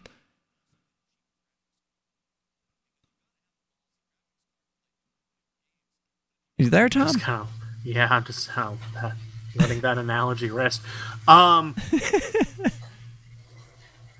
we're entering that part of the year where, if you understand markets, period, there's probably going to be an uptick, especially as we get around November, December. You think so? Well, yeah, everything upticks in November, December. The only reason it wouldn't, but that's because people are buying. Scared. That's because people are buying gifts for people. I don't see too many people like, hey, I bought you an Ethereum for Christmas. It's everything in Q4. Everything. That's because everything is a gift. No, it's not just that. It's people. You get toward the end of the year, businesses start giving out bonuses to clear money off the books for tax reasons. Okay, true. They start looking for things to get started going into the new year. They start throwing more money around. But a lot of it does have to do with the fiscal year rolling over. So it's just kind of a natural part of the business cycle. Now, how much that trickles into crypto is kind of hard to say until it happens. But I would caution people at this point, you're going to start seeing that uptick, and approach it with the same level of caution that you're approaching now, and approach it with the same level of sense that you're approaching now, and not with the speculative fervor that during last November's normal uptick turned it into turbo mode, which turned into turbo crash. Let's try not to do that again. Let's have a November and December that results in a better January and February than what we experienced. Very good advice. Of course, I would like to see cryptocurrencies go back up to what they were at November of last year, and I would like to see them stay there. But I think if people are investing in cryptocurrencies in order to make a quick buck, I think it's good that we kind of got those people burned and hopefully out of the way. Well, we'll get back because Tom is correct. There is a current uptick going on, and it's only December. So stay tuned and we'll talk about how things are improving. Hey guys, Mark Claire here, lionsofliberty.com, where we strive to advance the ideas of liberty daily. We bring you the Morning Roar. That's right, every Monday to Friday we'll have a brand new edition of the Morning Roar, where we provide a roundup of some news stories that you may not find in the mainstream media or even in your typical social media newsfeed. We find stories that relate to the ideas of liberty and provide you with our liberty perspective on them. Every Monday, we have our longest-running feature, Mondays with Murray, named after the great libertarian Murray Rothbard, where we'll examine an article or an excerpt from his works and help convey his view, along with our little spin as well. We wrap it all up every Friday with Felony Friday, where our own John Odermatt goes out and takes a look at some sort of felony. There's felonies committed every day, you know, whether it's a felony committed by the police, a politician, or even an average citizen. You can find all of this and so much more over at lionsofliberty.com. Advancing the ideas of liberty daily.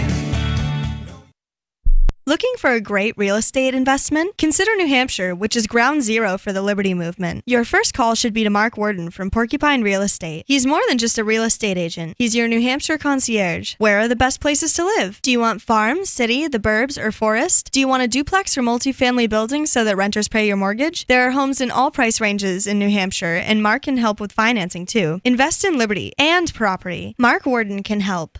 PorcupineRealEstate.com. Why did you move to the Shire? I moved here to the Shire because there's other people around who take liberty just as seriously as I do. I moved to the Shire because I saw videos of people challenging authority and thought that I could get support myself.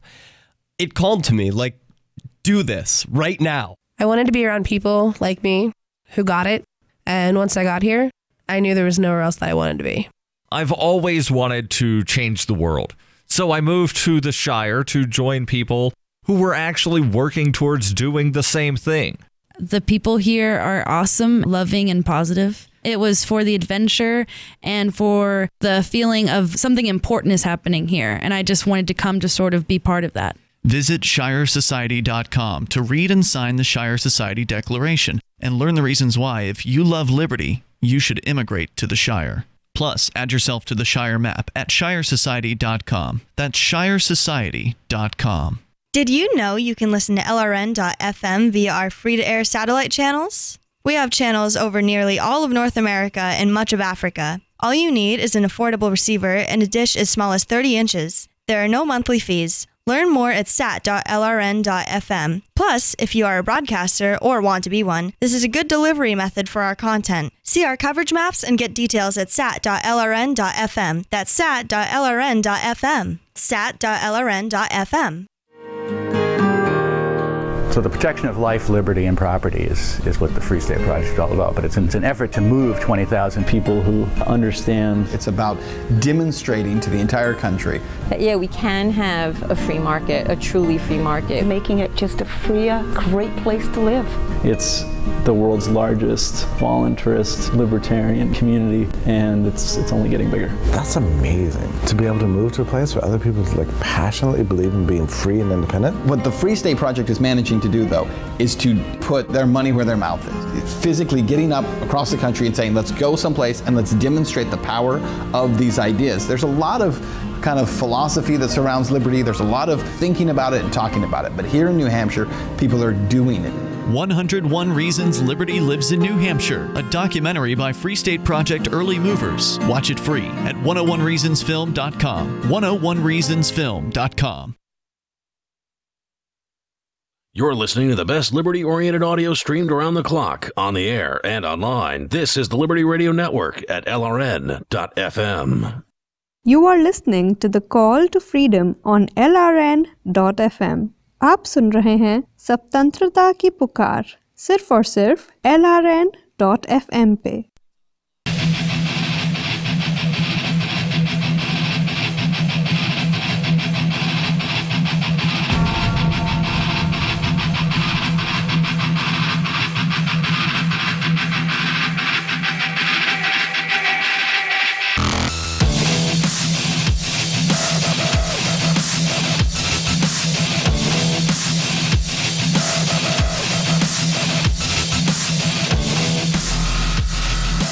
Welcome back to the Call to Freedom here on LRN.FM during the Crypto Hour, currently brought to you by motionproject.org. Putting your ideas in motion. Check them out. Again, that's motionproject.org. They are a... why do people use the phrase altcoin? Other cryptocurrencies are not defined by their relationship to Bitcoin. They are not alternatives to Bitcoin any more than Bitcoin is an alternative to fiat. It is its own thing, and so are these altcoins. I mean, the term cryptocurrency is just as valid. The headline here from news.bitcoin.com is Markets Update. Ethereum leads strong altcoin rally. Works just as well with Markets Update. Ethereum leads strong crypto rally or cryptocurrency rally. Since yesterday's update, the cryptocurrency markets have produced a strong bounce. God, they need an editor. Of the top 10 cryptocurrencies by market cap, Ethereum and Monero were the day's top gainers, both of which have posted gains of over 15% in the last 24 hours. So I do like that, you know, we do have people out there who are like, hey, look, things are improving. But I mean, essentially, Bitcoin is back to where it was on September the 5th. So I don't know that I agree with being any more excited about that than I do being dejected that it was temporarily under that, you know? It's like, yeah, these prices fluctuate. I'm not going to freak out when it falls by 20%, and I'm not going to freaking throw a party and do a bunch of cocaine because it's gained 20%. I don't do cocaine anyway, but you know what I mean. I was about to say, why not? I have never done any of those major drugs like cocaine, meth, or heroin, or crack. But that's just cocaine, essentially. Never done any of those, even to party. But you know, it's the celebration party drug. So if I'm talking about celebrating something, Bitcoin Cash gained approximately 7%. It's still below $500, and I still believe it's probably going to die off. I don't see it surviving the long run because someone actually asked me about this on Facebook, and now is actually a pretty good time to get into it since we're discussing Bitcoin.com. So I was asked, what my issue with Bitcoin Cash is. I actually like Bitcoin Cash. I agree 100% that it is currently the Bitcoin currency that is truest to the Satoshi white paper. It is the least changed blockchain. However, Roger Ver has ruined it. I would even say that he's probably single-handedly responsible for the crash of Bitcoin Cash to less than $500. And it's because of a number of things. Obviously, he's one of the owners, if not the owner, of Bitcoin.com. And for a very long time, and they're still doing it in some places, Bitcoin.com referred to Bitcoin as Bitcoin Core and referred to Bitcoin Cash as Bitcoin. You can imagine how this confused people who are new to the currency. When they go to Bitcoin.com and they see something advertised as Bitcoin, they're going to assume that it's the one everyone else is talking about. And when you show them a price where they can buy Bitcoin for only $469 and they were just looking and they heard it was at $7,000, they're going to buy some. And then they're going to send it to this wallet and they're going to be overwhelmingly confused by the entire thing. And that happened a lot. As another example, Bitcoin.com was providing a free wallet to anyone who wanted to use it. And they're still doing it. I'm going to check right now, in fact, to see if they're still doing this particular thing. Except when you installed the Bitcoin.com wallet, which advertised itself as a Bitcoin wallet, you did not get a Bitcoin wallet. You got a Bitcoin Cash wallet that was being advertised as a Bitcoin wallet. And the result of that was that people would send Bitcoin to a Bitcoin Cash wallet where it would be lost forever, other than that guy we talked about once who is willing to give people back their Bitcoin in exchange for 30% of it. But they have to know that guy even exists. And people who are so new to the cryptocurrency thing that they don't know how screwed up Roger Ver and Bitcoin.com have been are not going to know about the existence of that dude. And Bitcoin.com and Roger Ver made that happen intentionally and deliberately. His actions have been so bad that people have attempted to bring lawsuits against him for falsely misrepresenting Bitcoin Cash as Bitcoin. I think that Roger Ver would have done Bitcoin Cash much better if he had just shut the hell up at some point during the last year, but he didn't. And that horse is now so dead and his foot so far in its lungs that if he kicked it again, we would get horse remains over here.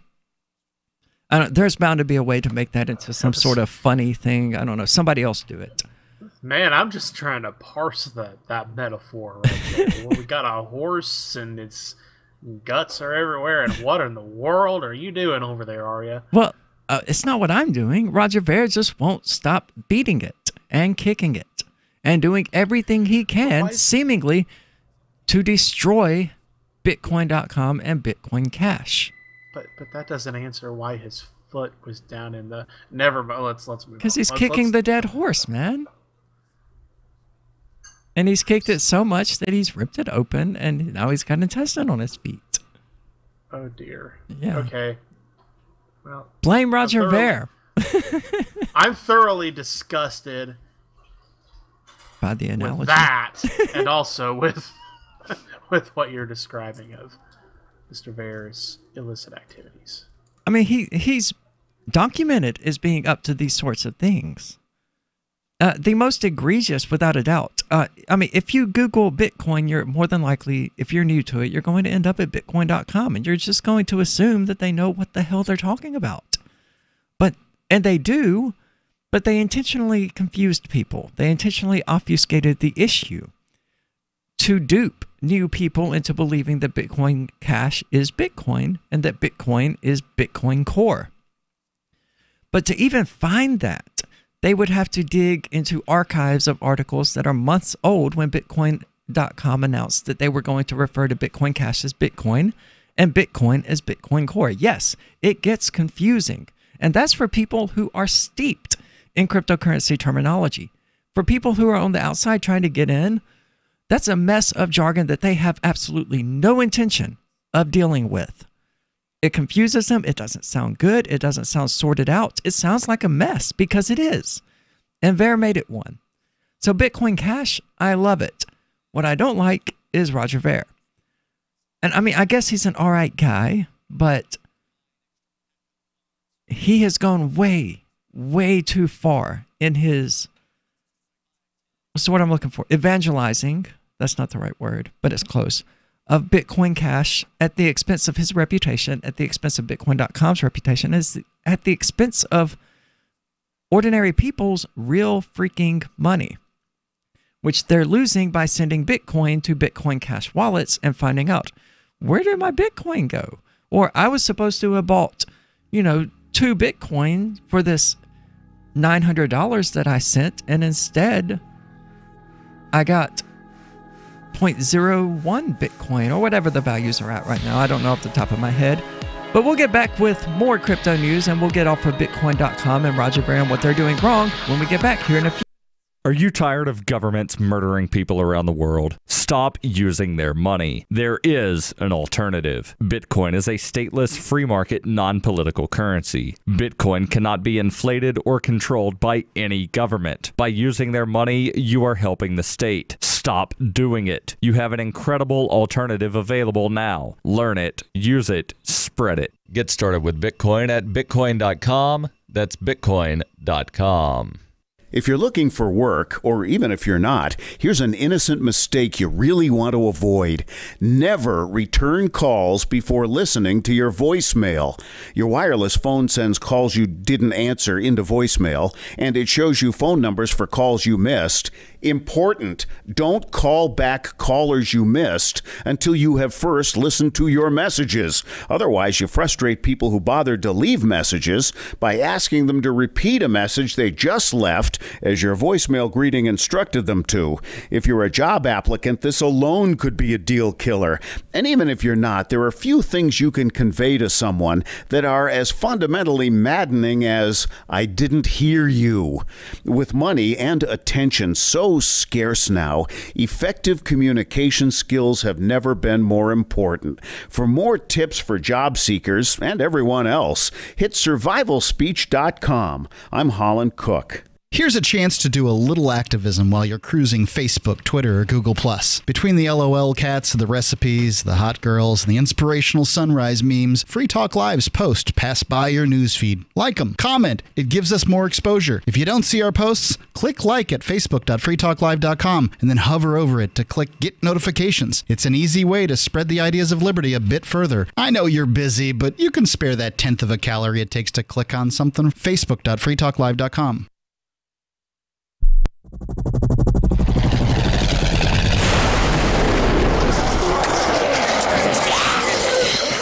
In Survivor Max 2, School Bites, Max must scavenge through a wasteland swarming with the undead. Desperate to find the medicine he needs, he discovers a community of survivors at his former school. Has he finally found the safe haven he's been looking for, or will he discover that school bites? Look for Survivor Max on Facebook, read reviews on Amazon, and read Chapter 1 at survivormax.com. Now that you've found the Liberty Radio Network at LRN.FM, you may want to help expose others to our great programs. To assist you in doing so, you'll find resources at promote.lrn.fm, including details on how to get a free bumper sticker, quarter-page flyers you can print out and distribute, banners for your website, as well as files that will allow you to make your own custom banners and graphics. Visit promote.lrn.fm and help bring new listeners to the Liberty Radio Network. That's promote.lrn.fm. Join Daryl W. Perry on Peace, Love, Liberty Radio as he brings you news, views, and opinions while promoting the ideas of peaceful interaction. My personal position on the death penalty is this. We know for a fact that there have been hundreds of people who have been wrongly convicted for various offenses. People who were wrongly convicted of murder and who were sentenced to death, who have later been exonerated. And from that, we can deduce that there have been innocent people who were executed for crimes they did not commit. And the fact that I do consider myself to be consistently pro-life, I don't support using taxpayer funds to kill any human at all, anywhere. Using any money that is taken by force and then used to murder people is wrong. Peace, Love, Liberty Radio, online at fppradio.com. Do you love Twitter? Make sure you favorite the LRN.FM Twitter account so you can receive our tweets at twitter.lrn.fm. That's twitter.lrn.fm. You are listening to the Call to Freedom on LRN.fm. Unasikiliza wito wa uhuru katika LRN.fm. Night today, something in here's not right today. Why am I so uptight today? Paranoia is all I got left. I don't know what stressed me first after how the pressure was fed, but I know just what it feels like to have a voice in the back of my head, like a face that I hold inside, face that awakes when I close my eyes, face that I watch every time I lie, face that laughs every time I fall.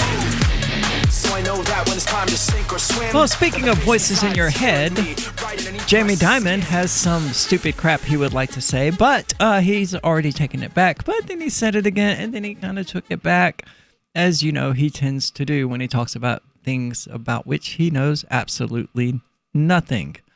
So, can hardly be surprised. But two things are happening that we in the crypto community would care about. One of them is probably not good. One of them is, just sort of a source of hilarity. But Shapeshift has shut down Prism.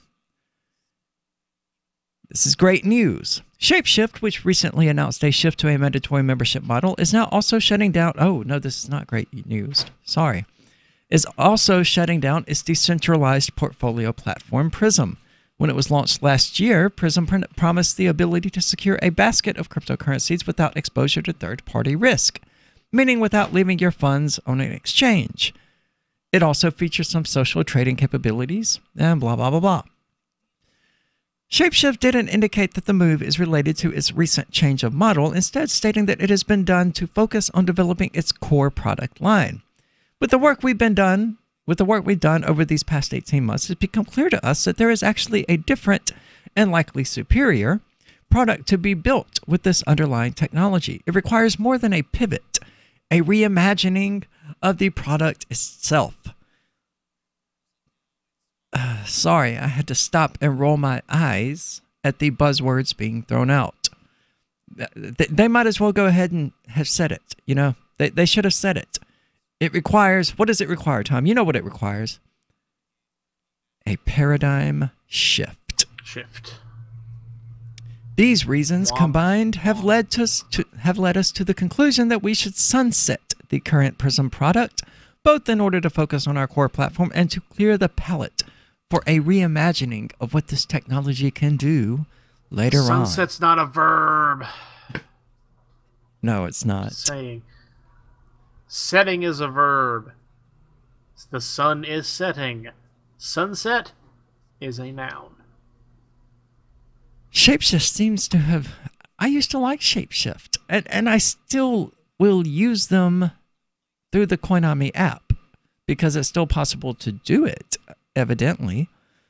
But I don't know how much longer that's going to be the case. As long as I can do it through Koinami, then I know that there's no membership involved with it. So I'm curious what the lines are here, and when we're going to see Shapeshift require a username and password with the Coinami or, God forbid, the Jaxx wallets. And I hate Changelly because it takes forever to do anything, and if it's not taking forever, it's charging obscenely high fees or just requires an amount of cryptocurrency that I don't feel like flipping. Like, I wanted to convert some library credits into Doge because I have more library credits than I want, and I have less Doge than I want. And Doge is currently doing pretty good. And you know how that goes. I'll flip into it, and it'll immediately tank back to 0.0005. But hey, them's the breaks. But Changelly required me to do like 400 and something library credits to flip it. I'm like, I don't want to flip that many because these library credits, I paid too much for them because I bought them when they were like 40 cents each, and now they're worth a nickel. I don't want to flip that many of them. I want to hodl them until they climb back up to a decent value. And then I want to hodl them some more because I like what Library is doing. Speaking of Library, did we ever mention that its founder was arrested? Not while I've been on the show. Tell me more. Yeah, I don't think we did mention it. So, give me 1 second, because I don't even remember his name. But I do like what Library is doing. I just really, really, really wish that they would somehow expand further beyond just being a video platform. And this isn't their fault. People upload what they upload, and people consume what they want to consume. And that just happens to be primarily video. And that sucks because you can put music on there. You can put documents on there. You can put ebooks on there. You can put anything you want just about on Library. But most people aren't going to watch it. And if they don't watch it, then it's not being downloaded, and it's a peer-to-peer network. So if it's not being shared on the peer-to-peer network, it's not even necessarily because the content sucks.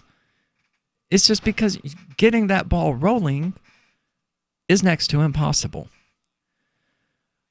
But coming to us from freeking.com, a website you're probably familiar with, originally streamed to his social media profile live, Jeremy Kaufman of Library.io has been arrested for disorderly conduct by a Manchester police officer for simply trying to leave his home.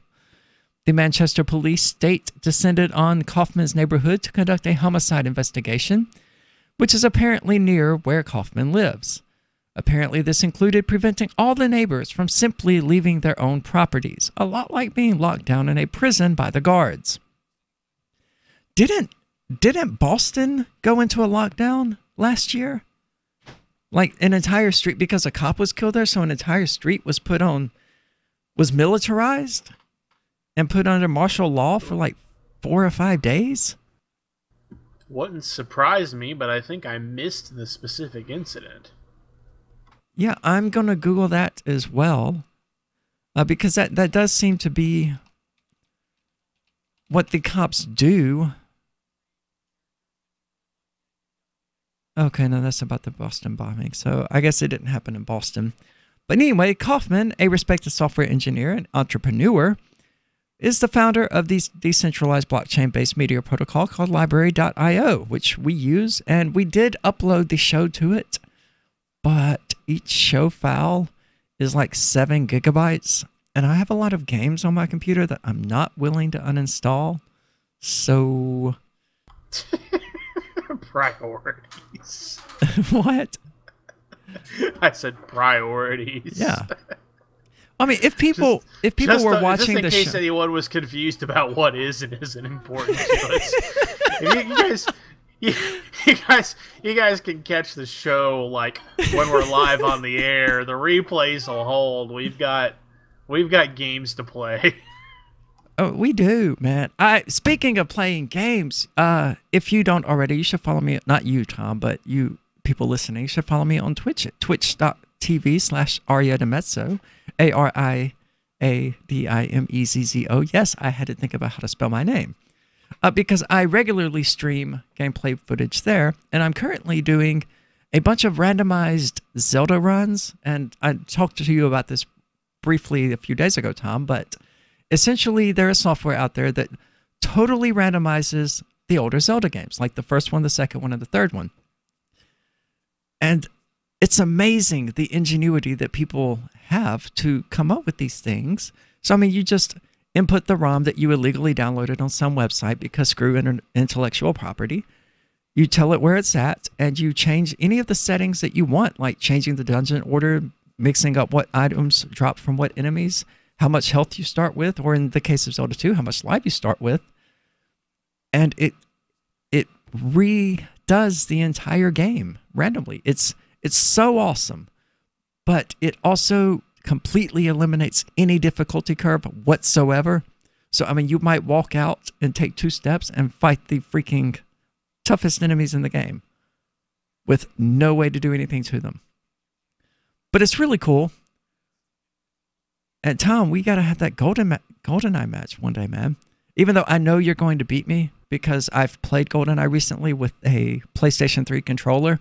And I will tell you right now that it is not ideal. Oh, I haven't actually played GoldenEye in several years. I don't know if we even talked about on the air this challenge that we made to each other and both immediately regretted. Like, oh, I don't want people to see me play GoldenEye. By the way, speaking of things that are stupid, did you happen to see that Nintendo declared retroactively that playing as Oddjob in GoldenEye is officially considered cheating? What? No, I didn't. Screw you. To heck with that. To heck with that, Nintendo. They put him in the game. Best. I mean, yeah, and he's the best. My cousin always played as Oddjob, and I played as 006, and I never had any issue winning. It's because you can aim. Yeah. Apparently not everyone can. Well, we'll be back with less talk about gaming and more talk about things that you may actually be interested here on the Call to Freedom. Including a teacher who could aim.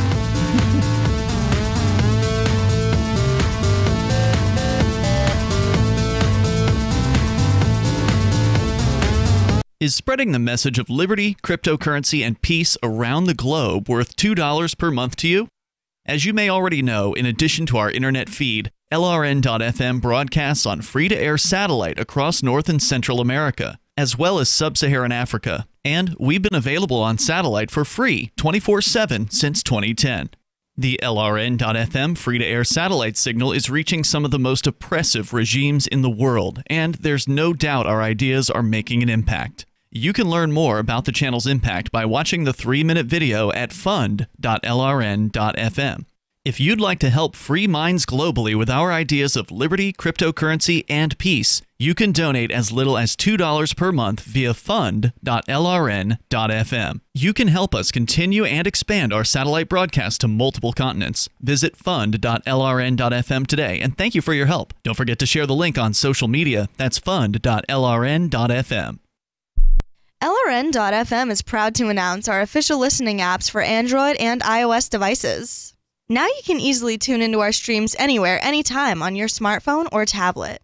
Just visit apps.lrn.fm or search for LRN.FM in the Android or Apple app stores. Please download, rate us 5 stars, then share the link on your social media and let your friends and family know how you're listening to LRN.FM.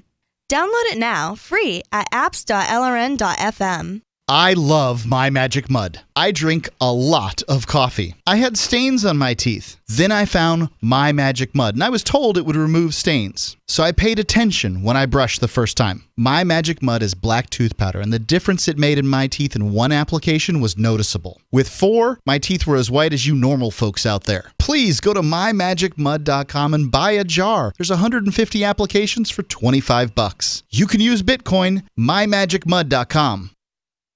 More of the Call to Freedom is coming up next, live after the news on the Liberty Radio Network at LRN.FM.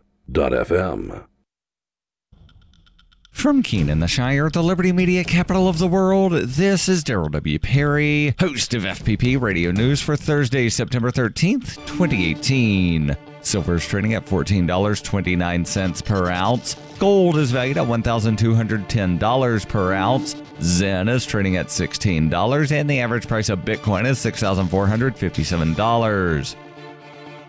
Antiwar.com reports on Wednesday, Secretary of State Mike Pompeo announced that he had sent a certification to Congress affirming that the Saudi government is taking demonstrable action to reduce civilian casualties in Yemen. This certification allows U.S. military aid to continue to flow to the Saudis. In reality, there is no sign of any concrete changes in Saudi policy, and the civilian death toll is as high as ever. What Pompeo has done is allow the administration to circumvent congressional efforts to limit U.S. involvement in the Saudi war. In the 2019 National Defense Authorization Act, Congress called a halt to U.S. funding of the Saudi-led coalition, demanding major changes to reduce civilian casualties and saying no aid could flow until such time as it was certified that the changes were made. Instead of actually doing that, Pompeo is signing paperwork now, ensuring that the U.S. aid shipments won't stop for even a moment. This does, however, ignore congressional intentions and is likely to fuel more efforts to try to scale back the war going forward. Born into a devastating world and raised among the crowd, the Cloudwalker assumes a new identity and begins the unrelenting quest for truth. In this epic journey, he discovers dark secrets about aspects of his previous life that he once trusted. Through the journal of the Cloudwalker, he shares both the traumatic hardships and the eternal beauties of his experiences. Dear Society by the Cloudwalker is available from Amazon.com and all major bookstores. UPI reports average household incomes in the United States climbed for the third straight year in 2017, and poverty rates declined, according to new data on Wednesday from the U.S. Census Bureau. The 74-page report titled Income and Poverty in the United States said the median U.S. household income was $61,372 last year, up nearly 2% from 2016. While significant, the increase in household income made larger jumps in both 2015 and 2016. The Census Bureau also detailed a 0.4% decline in the poverty rate to 12.3%. The Bureau of Labor Statistics reported this month the unemployment rate remained historically low at 3.9%, its lowest level since the year 2000. The census figures also showed that nearly 2.3 million more Americans bought health insurance under the Affordable Care Act from 2016 to 2017 for a total of nearly 295 million people. Still, an estimated 28.5 million people went without any coverage last year, a slight increase over 2016. In 2010, before the Affordable Care Act became available, 16.3% of the U.S. population had no health insurance coverage. Now that figure's at 8.8%, meaning about 91% of all Americans had coverage for all or part of 2017, according to the Census Bureau. Wednesday's report also said the effects of the Republican-led tax overhaul last year should benefit the average taxpayer, who could save about $2,000. Are you tired of governments murdering people around the world? Stop using their money. There is an alternative. Bitcoin is a stateless, free market, non-political currency. Bitcoin cannot be inflated or controlled by any government. By using their money, you are helping the state. Stop doing it. You have an incredible alternative available now. Get started with Bitcoin at weusecoins.com. That's weusecoins.com.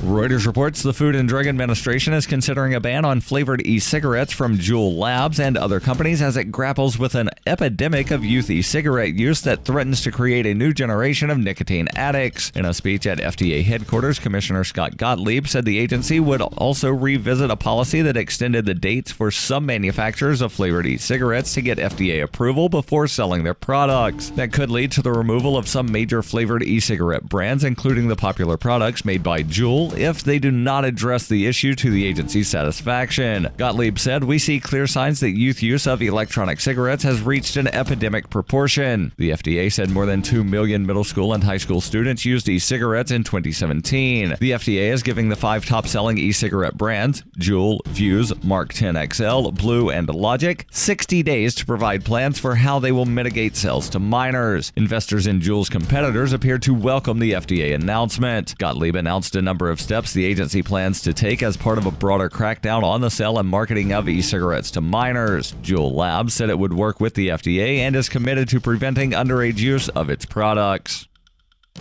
This has been FPP Radio News. Online at fppradio.com. U.S. presidents often take credit for solving complex issues with many moving parts, whether they deserve that credit or not. But how much impact can a sitting president really have on the tides? We all know that presidents like to take credit for the undulations of the briny deep, when it suits them, that is, and we Americans are quick to blame whoever is in power for the multitudinous seas. During Eisenhower's administration in the 1950s, citizens took to the streets to protest his inability to harness the unruly waves, but Ike shifted blame for the tides that year onto a heron that had recently been born with a raven's head. But the truth is, when a president is in office, there's only so much he can do. Sure, the president can bring an amulet with the Eye of Horus to the top of the tallest peak, or spread lamb's blood on the base of an elm tree during a lunar eclipse. In reality, it's hard for anyone to know with true certainty how the tides will play out under any administration. For The Onion, I'm Eliza Hayes. This is the Onion News Network. You are listening to The Call to Freedom, live on LRN.FM. تستمعون إلى نداء للحرية مباشرة على LRN.FM. The religious, the educational authorities who attempted to comfort us by giving us order, rules, regulations, forming in our minds their view of reality. To think for yourself, you must question authority and learn how to put yourself in a state of vulnerable, open-mindedness, chaotic, confused vulnerability to inform yourself. Think for yourself, question authority, think for yourself, question authority. Well, that goes on forever, apparently. I did not think it lasted that long. But welcome back to the Call to Freedom here on LRN.FM. Yeah, Tom, I figured out. I mean, I'm no longer smoking Newports. I'm rolling my own cigarettes because it cost me like 80 cents a pack to do that. I've actually found some tobacco that's actually a little bit better than Newports. But I didn't roll any earlier today. So I'm having to do it before I go out to smoke. And if you rush while you do it, you end up bending the paper and then it doesn't go on there right. And you have to basically start over, making yourself move slowly. And it ends up taking 1.5 to 2 minutes versus just, 10 seconds. And so that's why I was late earlier. All the while shaking like a leaf on a tree because you're addicted to a terrible substance and you're denying it to yourself while you're trying to roll this thing. It's not that bad, though. I mean, once an hour smoking. I mean, when I work at the other job, I smoke like once a night and I work 7-hour shifts. So, I mean, it's not bad. The thing that sucks about nicotine addiction is when you let yourself think about it or when you're not doing anything. Like when you first wake up, yeah, you've got to smoke. After you eat, yeah, you've got to smoke. After you have sex, you don't have to, but it's really, really, really good to. And I just read the headline of this article you sent me, and everything I was thinking just completely went out of my head. What is this that you sent, Tom? Oh, this is a double standard. Oh, yeah, the teacher's hot. Go 14-year-old kid. Go you, dude. Point missed, Arya. Point missed. Dude, no way. Because during high school, we had a teacher who was super hot. I mean, especially compared to all the old women teachers that were running around. And every dude and later trans chick at our school wanted to bang this teacher. Every single one of us. And if any of us had been given the opportunity to do it, we absolutely would have. And it would have been consensual, and it would not have been rape, and it would not have been any reason to charge this woman with anything. But at the very least, it would have been a reason maybe not to lock a bunch of teenage boys in the same building with this person for 8 hours a day. Because even if you believe it to be consensual, there's not a lot of learning to be done when everybody's, Oh, there's some learning to be done. Well. But what confuses me about this is, what kind of... You might want to tell the people what we're talking about. I will. But what kind of pretty hot pretty hot and pretty sexy. She's got a nice chest on her. What kind of teacher, such as I just described, performs oral sex on a 14-year-old? I mean, wouldn't you think it would be the other way around? That she got oral sex from a 14-year-old?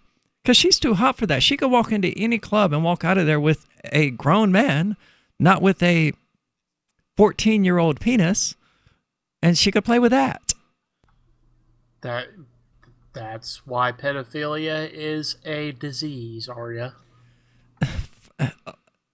I would never do it, obviously, and I would not condone doing it, but I do not see how a woman of her age, what is she, maybe 29 or 30 years old, having sex with a 14-year-old qualifies as pedophilia. And in fact, I'm pretty sure the cutoff age for pedophilia is generally 12 years old, is it not? No. No, for actual pedophilia, not what everybody calls pedophilia. For actual pedophilia. Clinically, it is abnormal for a human being to be sexually attracted to someone who looks, mind you, looks and behaves more than 7 years younger than themselves. How can you say that? That's patently untrue. For thousands of years throughout human history, I'm talking 20-year-old men boned 13-year-old girls. Yeah, and it's only now been we understand that not to be great. It's only not been to be a great idea. Well, our standards changed, sure, but it's only been during like the last century that we said, you know what, maybe 25-year-old men shouldn't marry 14-year-olds. But you have thousands of years of history to look at and go, oh, that was completely normal. So how can you sit there and say that it's an abnormality? Just because it happened a lot doesn't make it normal. But that's exactly what makes a thing normal. No, it's happening a lot. It makes it societal. There are plenty of societies that have done horribly perverted things that are nonetheless abnormal in human experience. For instance, but it's clearly normal dropping bombs on strangers. But it's not clearly normal behavior. It's clearly normal behavior. We might think it's immoral, but it's clearly normal because that's what normal means. Normal within one society does not mean normal for the human brain or human experience. But it's not just one society. That was worldwide. Western society is about the only... Yeah, it is. And it's still true in most of the world today. Western society is the only one that has really gone, hey, you know what? 18-year-olds shouldn't have sex with anyone under 18. We don't even go that far. I mean, in Mexico, the age of consent is like 12. But just because it's the age of consent just means this is when the law is going to get involved. It doesn't mean what's normal. And I'm not just talking about adult to child. I'm saying when you see an old-looking man with a young-looking woman, that is an unusual situation. Because it is not normal for either of them to be attracted to someone who looks that far apart. It's unusual now. It's unusual now because it's no longer normal, because social standards have changed and we now go, oh, that's abnormal, that's wrong. And regardless of whether or not the person out there agrees. And I get that you, how you can test hold on, this, okay? because I get that you agree that it's immoral, so do I. But you're defining what is normal as what you find to be moral. No, it's the opposite. You are. It's the opposite. I'm not saying it's immoral. I'm saying it's unusual. It's unusual now, sure, but a century ago it was not. No, it's unusual for the human brain. But it clearly isn't. If it was unusual, it wouldn't have been so widespread and so common. Clearly, what is unusual for the human brain... How many things that, especially that were done in the Americas and in the Western world during the Dark Ages and beyond, are abnormal and uncomfortable for the human experience, but were normal within that society? I mean, very few pantaloons, for crying out loud. There was a time when they were normal. Yeah, everybody wore them, and they were always uncomfortable. And by the literal definition of what normal means, it is the usual, the average, the typical state or condition, conforming to a standard, usual, typical, or expected. So yeah, by definition... expected is the right definition for what you're talking about, but it is not necessarily what humans naturally gravitate towards. So you're saying the humans... It is not normal for a human being to put on 3 layers of clothes when it's 95 degrees outside. How in the freaking hell could humans naturally gravitate to things that are not normal? Please explain the logic of that. They can't. It's a logical paradox. Whatever we gravitate towards by definition will be normal. They don't naturally gravitate towards it. It is imposed upon them by artificial standards. And the perfect example and who is imposed those artificial standards except society that had already normalized them? Governments, kings, crazy no government ever said thou must wear pantaloons. That never happened. Oh, I beg to differ. The entire reason that men wear the suits we... So you've signed the Shire Society Declaration and are planning your move to New Hampshire to be around more liberty-oriented people. Next, sign up for the Shire Society Forum at forum.shiresociety.com. There are a bunch of people there who are already in the Shire, and they want to meet you. If you're already in the Shire physically, you should also come by the forums. Remember, not everyone uses Facebook. New people are signing up for the Shire Society Forum every month, so drop in and say hello at forum.shiresociety.com. I've been told no in many different ways. I give you an order and you're going to obey it. George, you can go this way. You can't do that and you have to leave here. You cannot bring Simon to the rally. Walk with me. Well, I'm comfortable here, actually. Whoa. Hey. Who do you think you are? Excuse me. There is no video and audio allowed in this office. No, I have work today. You ain't going to make it. Wait a minute.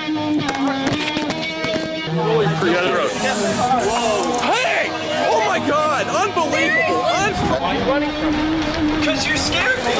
What am I being detained for? You're being served. What is this? You're being served. What is this?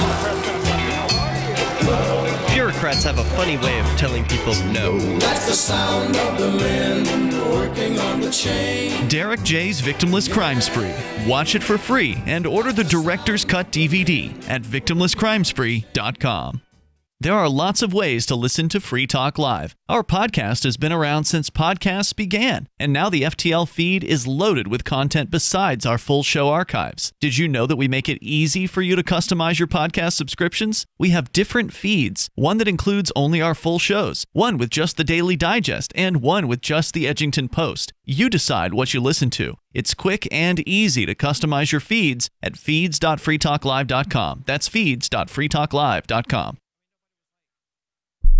The new 4th edition of Healing Our World, The Compassion of Libertarianism will take your understanding of liberty to a deeper level and has over 1,300 updated references, new cartoons, and a foreword by Dr. Ron Paul. With discounts for multiple book purchases, the 4th edition of Healing Our World is a great gift for the liberals, pragmatists, environmentalists, and Christians in your life who think libertarianism is cold-hearted. Get yours today at healing.freetalklive.com and use promo code FTL for a $5 discount. LRN.FM now has a Discord. Discord is a free text and voice chat platform, and we now have our own server with a bunch of channels at discord.lrn.fm. You can join other listeners as they chat about various things during our live shows, or anytime, day or night. Discord software is available cross-platform, so you can have it on whatever device you want and take your chats anywhere. Join our Discord at discord.lrn.fm. That's discord.lrn.fm. On Free Talk Live, we're bringing people to the ideas of liberty every day. From wrestling superstars like Glenn Jacobs. You guys really are having an impact, I believe. Like I said, a lot of where I am now is due to listening to Free Talk Live. You changed my mind on some very important issues years ago. To random people tuning in on the radio. I was kind of stuck in the left-right paradigm. I heard your show by chance on a Saturday night. From there, I went on, joined the Free State Project, and become an amplifier. So, I mean, that's really the reason why I amp is because I know that if it wasn't for you guys being on as many stations as you are, I never would have found the ideas of liberty. Your amp will directly change more lives by getting Free Talk Live in front of people looking for talk radio online and on the air. When you amp Free Talk Live, you get perks like access to the AMP-only Facebook group and AMP podcast. Visit amp.freetalklive.com. You can put the Liberty Radio Network on the air in your area. Visit broadcast.lrn.fm to learn how. Broadcast.lrn.fm. This is Angel Clark, and you're listening to The Call to Freedom on LRN.FM.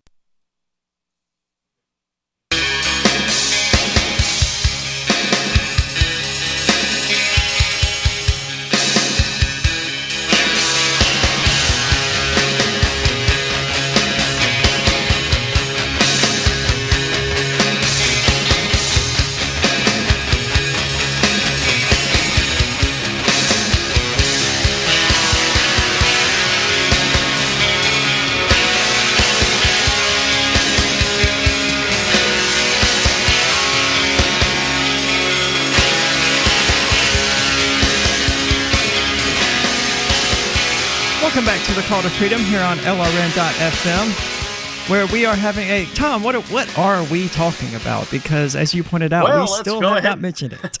Let's go ahead and read it to the people. That sound good? Go for it, man. I got distracted. There's a story at the top here about Justin Bieber's manager. Nobody cares. Okay. Bronx teacher who performed... Hold on a second. Mm-hmm. I had to make sure that my kids weren't down here. Bronx teacher who performed oral sex on 14-year-old gets 10 years probation, avoids jail, here's the kicker, keeps teaching certificate. I am totally okay with that headline, man. I got to tell you. A Bronx high school teacher in who my admitted defense, to performing oral sex on her 14-year-old student won't face jail time, and she might even return to the classroom. Dory Myers, 30, last month pleaded guilty to criminal sex act for the November 2016 incident at her former workplace, the New School for Leadership and the Arts, where she taught social studies. Clearly. You know, in my defense of not caring, I would also not care if it was a dude who had performed oral sex on a 14-year-old girl. I think that's my business. more what we're... So, yeah, there's two layers here, but let me get to the last two paragraphs here. See, Myers' heinous crime, which reportedly happened multiple times, was discovered after another teacher found out by way of the victim's friend.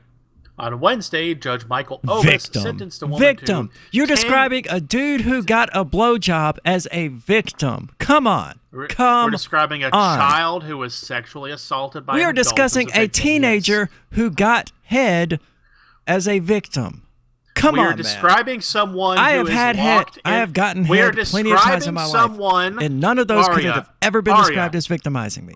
Arya, we are describing someone who's locked in a building 8 hours a day at the behest of the government who had sexual contact with one of his guards as a victim. That's what we're doing. That's what this is. No, that's not what this is. It's not. It is. It's not, because I agree that the guy shouldn't have been forced to be at school and all of that. I totally agree. But getting an escape from that by getting a blowjob during the middle of class or after class or whatever, I gotta tell you, I don't see it as a problem. I don't. It sucks to be locked in this place for 8 hours, sure. But if someone says, hey, during this 8 hours, I'm gonna give you some head, I don't see how that's a problem. That helps him get through those 8 hours more easily. And that's exactly the logic that cops use to justify sex with prisoners. On Wednesday, Judge Michael Ovis sentenced the woman to 10 years probation and found her to be a level 1 sex offender.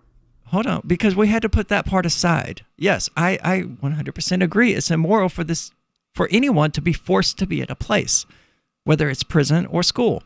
Either way is kidnapping. The kidnapping there is wrong, and the being incarcerated against their will is wrong. And therefore, sex that happens under those circumstances is wrong because it's not consensual. It's an NAP violation. I would like to argue with that. I would like to argue with that, but I can't. I will say that it's not impossible that someone could consent to someone in a position of authority without the authority itself being a factor in it. I will grant you that, but I think we have to agree the claims of consent when coming from, and this is important, when coming from the perpetrator, because we haven't heard from the victim here. Claims of consent when coming from the perpetrator and the government that she represents are automatically suspect. True? Yes, I would agree with that. If I didn't have a penis and know how 14-year-old boys were motivated. Well, we don't want to impose neither of us. Very true as well. Very true as well. You are correct. 14-year-old Tom would necessarily have turned this down. But neither of us should be imposing our conception of consent on another person who does not have a voice in the situation. Very true. Okay. Now, here's to me the kicker. On Wednesday, Judge Michael Obis sentenced the woman to 10 years probation and found her to be a level 1 sex offender. As part of her plea agreement, Myers got to keep her teaching certificate. Yeah, that's the part that confuses me as well. I'm pretty sure that you're not allowed to be a teacher if you're a registered sex offender anywhere. Oh, you can. You can? But you just can't be around children. Now think about this. How does that work? She could teach it at one of the adult education schools where kids who have oftentimes been victims of themselves end up getting sent when they turn 18. The government will But they're still not kids employ at that her. point. They're 18. Right, but they can still be in some states under mandatory attendance laws. It's funky, isn't it? It's just different from truancy. But more to the point, the government could still employ this woman. The government is still saying, we will cut. Well, if the government Tom, didn't hire sex offenders, we wouldn't have a Congress.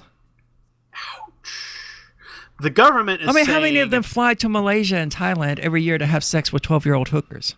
The government is At saying, least half of them.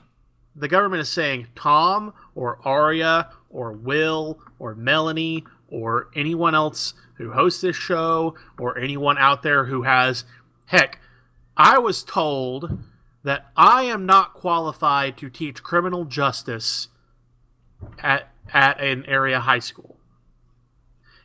I have a doctorate of jurisprudence. I practiced criminal law, but I am not qualified because I do not have the special government permission slip. This woman does, and she's being allowed to keep it. Even though she has already abused, in the government's own definition now, forget what either of us thinks. The government has said what she did is a crime against children. The government has said she is a sex offender who's not supposed to be near children, but the government is letting her keep her permission slip to be around children and to teach them things that we, you and I, non-pedophile Tom and non-pedophile Aria, are not allowed to teach. And this is the great hypocrisy of government education, because I am certain that the teachers' union who represents her would utterly defend this action to the hilt. I believe you're correct, and the sexism of it is, I think, what Tom really wants to get into. So we'll get back to that when we return here on The Call to Freedom, so stay tuned for more of me and Tom yelling at each other.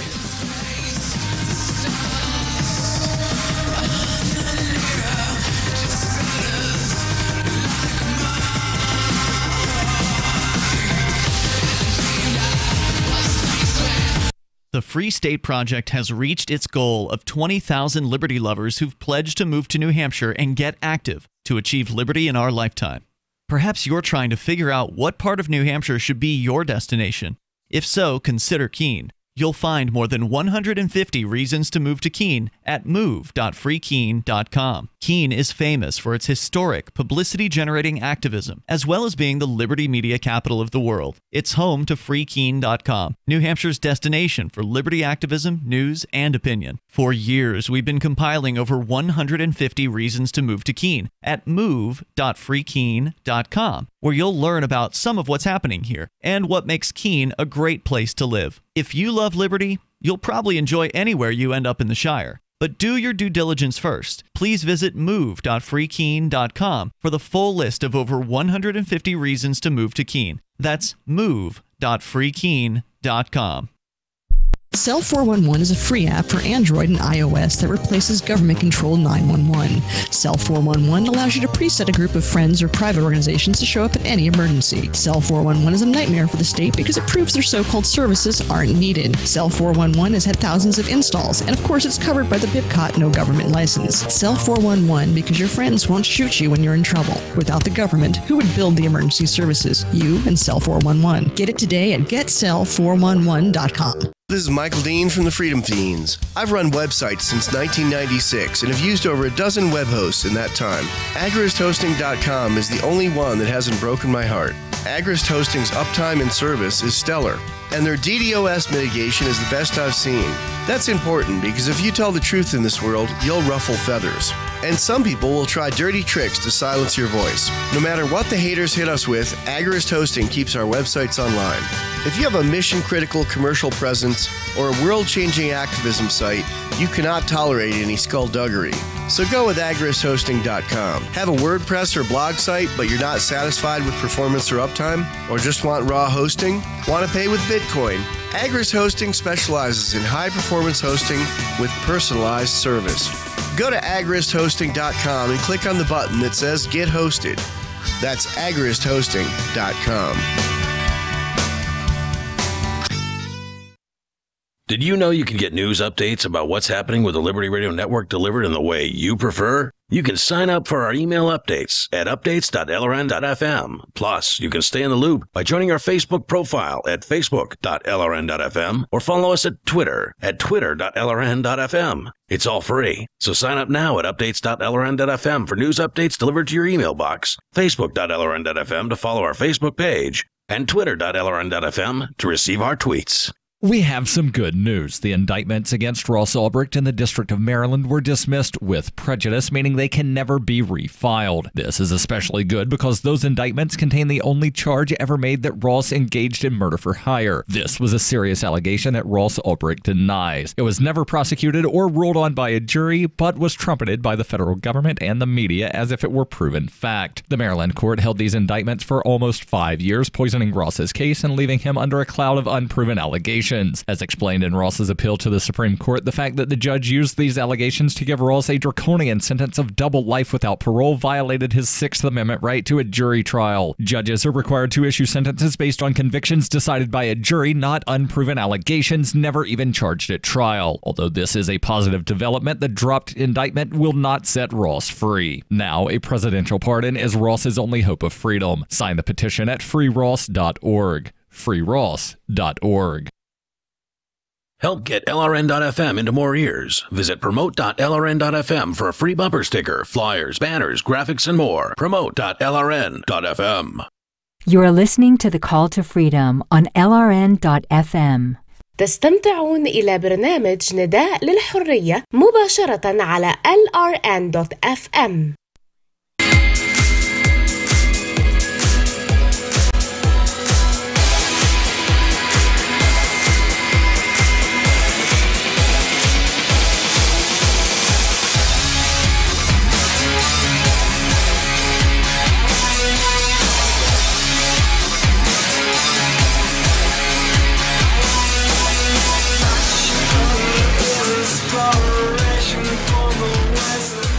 All right, welcome back to the Call to Freedom here on LRN.FM, where we are kind of all over the place and kind of not.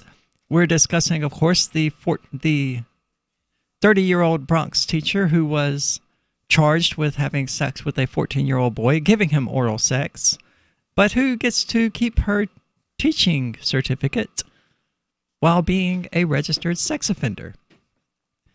Which, I mean, honestly, that sounds pretty par for the course for government and its general confusion about what it's doing and what it's trying to do. It's also, and I don't want this to go unnoted, in addition to keeping her teaching certificate, no jail time. Prosecutors wanted her to get 2 years in jail, and instead she gets 10 years probation. Now, I'll be the first one to tell you, probation is usually a trap. That's just a way for prosecutors to be able to say, if you screw up at all during those 10 years, they're going to try to put you in jail for the entire 10 years, and you have lost your right to a jury trial your right to proof beyond a reasonable doubt and all sorts of other stuff.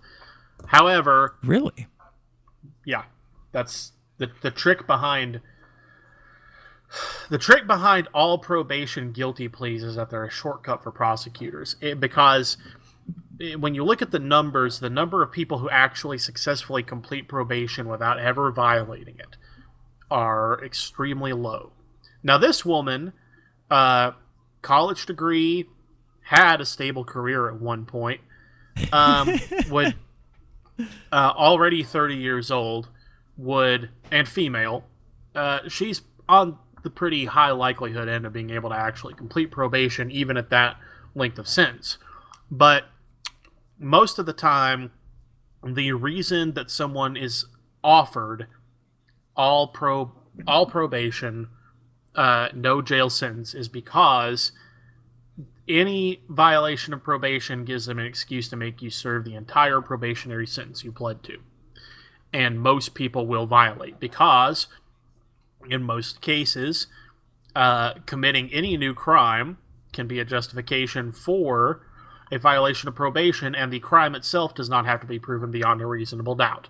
Now, to what extent is that the case? Like, what if she ran a stop sign? It can be anything. Any new charge. Really? Anything? And some states exclude moving traffic violations by statute, but on paper, if you actually read your plea, a lot of times it'll be any offense.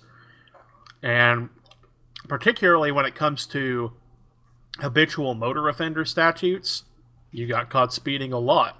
I've seen people violated from past felonies based on traffic crimes. Because it's easy. It's easy for prosecutors to get a lengthy jail sentence out of what appears to be an all probationary sentence, but they never actually intended to be that. Well, everything else aside, it does make me uncomfortable, the idea of thinking that this woman could come out of jail 10 years from now and continue teaching. You know, assuming she had been sentenced to 10 years or she violates her probation and gets 10 years or whatever, the idea of her coming out of jail, or it would be prison for that length of sentence, coming out of prison and going right back into the schools to teach young minds, that should concern everyone. And it's, I mean, unless she's going to have a Malcolm X transformation, you know, I'm fine with that. But she's not. She's going to come out the same person that she went in. And of course, actually getting hired is another story altogether. But yeah, but again, isn't it the case that like there are a lot of sex offenders teaching and they just don't tell the school district? Well, that can be a violation of the sex offender registry itself. Well, I mean, of course it is, but there are a lot of people who have somehow avoided, or I would say there are a fair number of people who have somehow avoided the registry that end up going back to teaching. Because you can have a plea deal where you plead down to something that is not a listed offense that would avoid you getting on the registry in the first place, when in fact the conduct you committed could have landed you on the registry. Well, I'm not finding stats on, obviously, how many teachers are estimated to be sex offenders, but I know it happens. Oh, yeah, because I remember reading a report not too long ago about someone who became a principal despite being on the sex offenders list and despite not actually being qualified by anyone's standards to be a principal.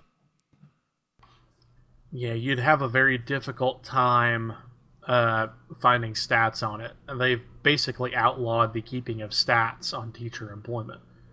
It's not literal, but it's not too far off from what the real situation is. You can't report individual teacher salary data even for aggregation purposes. Why is this article about sex abuse mentioning that 17% of teens have engaged in sexting with other teens? Because it's considered to be an avenue for abuse. But they're all teens. 15% of cell-owning teens, 12 to 17, say they have received sexually suggestive nude, semi-nude images of someone they know via text. Well, that's a lie. The real number is closer to 50. But regardless of what the number is, why are we tracking that? Why do we care what teens are doing with their cell phones? They're just letting you know they asked the question.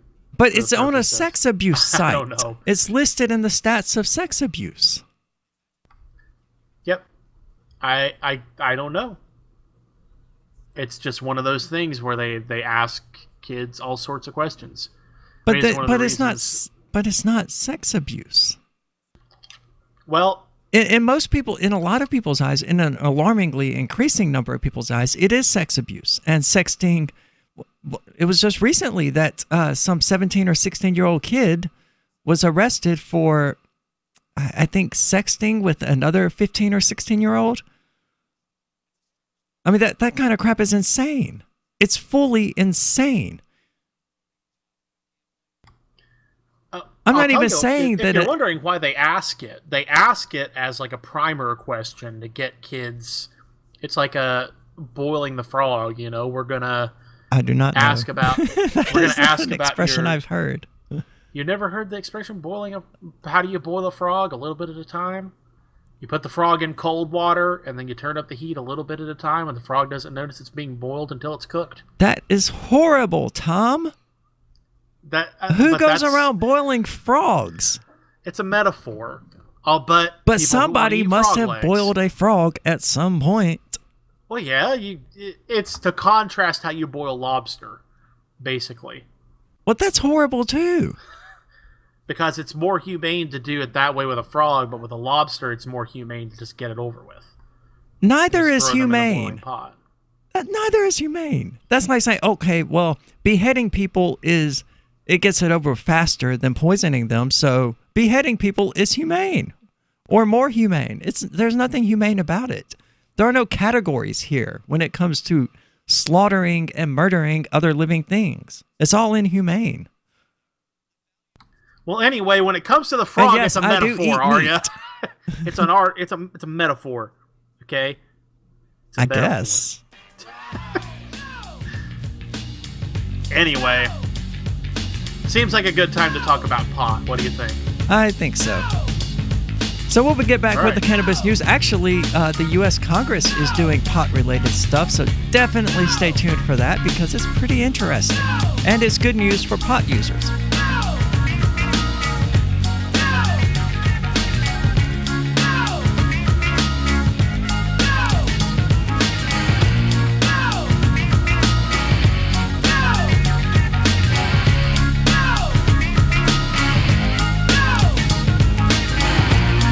We've all heard about blockchain assets like Dogecoin, Ether, and Ripple. Bitcoin isn't the only player in the blockchain game any longer. And for those of us wondering how to get our hands on these digital assets, finally, there's a solution. Shapeshift.io allows you to buy and sell between your digital assets and Bitcoin instantly between your own digital wallets. I've used it with ease. Shapeshift.io. There's no account or email address needed. You send them the crypto you want to sell. They send back the crypto you want to buy. It's that easy. Shapeshift.io. Is spreading the message of liberty, cryptocurrency, and peace around the globe worth $2 per month to you? As you may already know, in addition to our internet feed, LRN.FM broadcasts on free-to-air satellite across North and Central America, as well as Sub-Saharan Africa. And we've been available on satellite for free 24/7 since 2010. The LRN.FM free-to-air satellite signal is reaching some of the most oppressive regimes in the world, and there's no doubt our ideas are making an impact. You can learn more about the channel's impact by watching the 3-minute video at fund.lrn.fm. If you'd like to help free minds globally with our ideas of liberty, cryptocurrency, and peace, you can donate as little as $2 per month via fund.lrn.fm.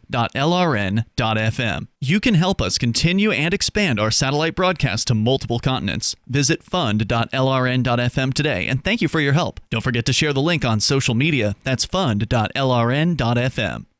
Imagine someone in your community getting in their car, turning on the radio, and hearing the Liberty Radio Network. You can make that vision a reality with your own micro radio station. Visit broadcast.lrn.fm to learn how you can put our programs on the air in your area. You can have LRN.FM running around the clock, and you can even add in your own local shows. Building a radio station is simple, but programming isn't. That's where LRN.FM comes in. Learn more at broadcast.lrn.fm. That's broadcast.lrn.fm. When you hear the word lobbyist, you probably think about greedy corporations, but not all lobbyists are the same. Some are fighting for the freedoms you hold dear. Liberty Lobby LLC is doing just that in New Hampshire, working hard to represent you, not some special interest group. You can help by going to libertylobby.info, where your contribution will give us the tools we need to ensure that your voice is heard. Visit libertylobby.info today to find out more. The 3 most important things you can do for LRN.FM are: 1. Let your friends know you're listening to LRN.FM on your social networking profile. 2. Buy the things you buy online through shop.lrn.fm. 3. Give $5 a month to the AMP program at amp.lrn.fm. It's my firm belief that the AMP program is the best use of your charitable dollar among liberty-oriented groups. Support all your favorite organizations, but make sure you give $5 a month to the AMP program at amp.lrn.fm. As a police officer, I constantly live in fear that I might be filmed brutalizing a civilian. It's something you know from the time you're a cadet. The slightest civil rights infraction in front of anyone who's looking, and the next thing you know, you're surrounded by cameras and trending on Twitter. No cop should have to worry about that. Practically every precinct I know has somebody serving desk duty just for acting on deeply rooted prejudices when somebody had a recording device on them. It happened to my partner, and it even happened to our own captain. One day he's just kicking an unarmed pedestrian in the ribs when all of a sudden people with cameras are everywhere, and then they just start shooting what he was doing, all 6 minutes of it. I can't help but think sometimes that could have been me ending up at that desk job. You never know which day of total impunity will be your last, but for a cop, that's just our daily reality.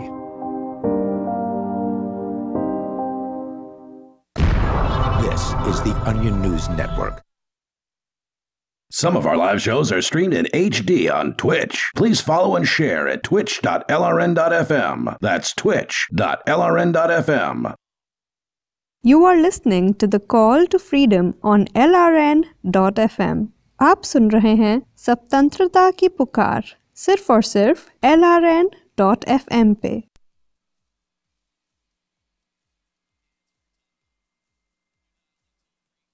Okay, marijuana has a very distinct smell. Okay, I'm going to pass around just a little tiny bit, and I want you all to take a smell so you know when someone is smoking marijuana near you.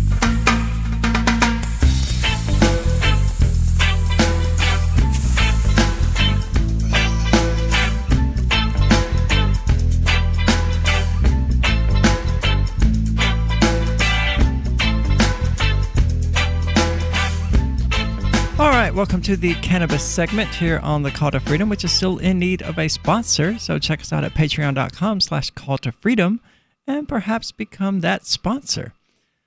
We have good news. Well, I mean, it's not great news, but I mean, it's good.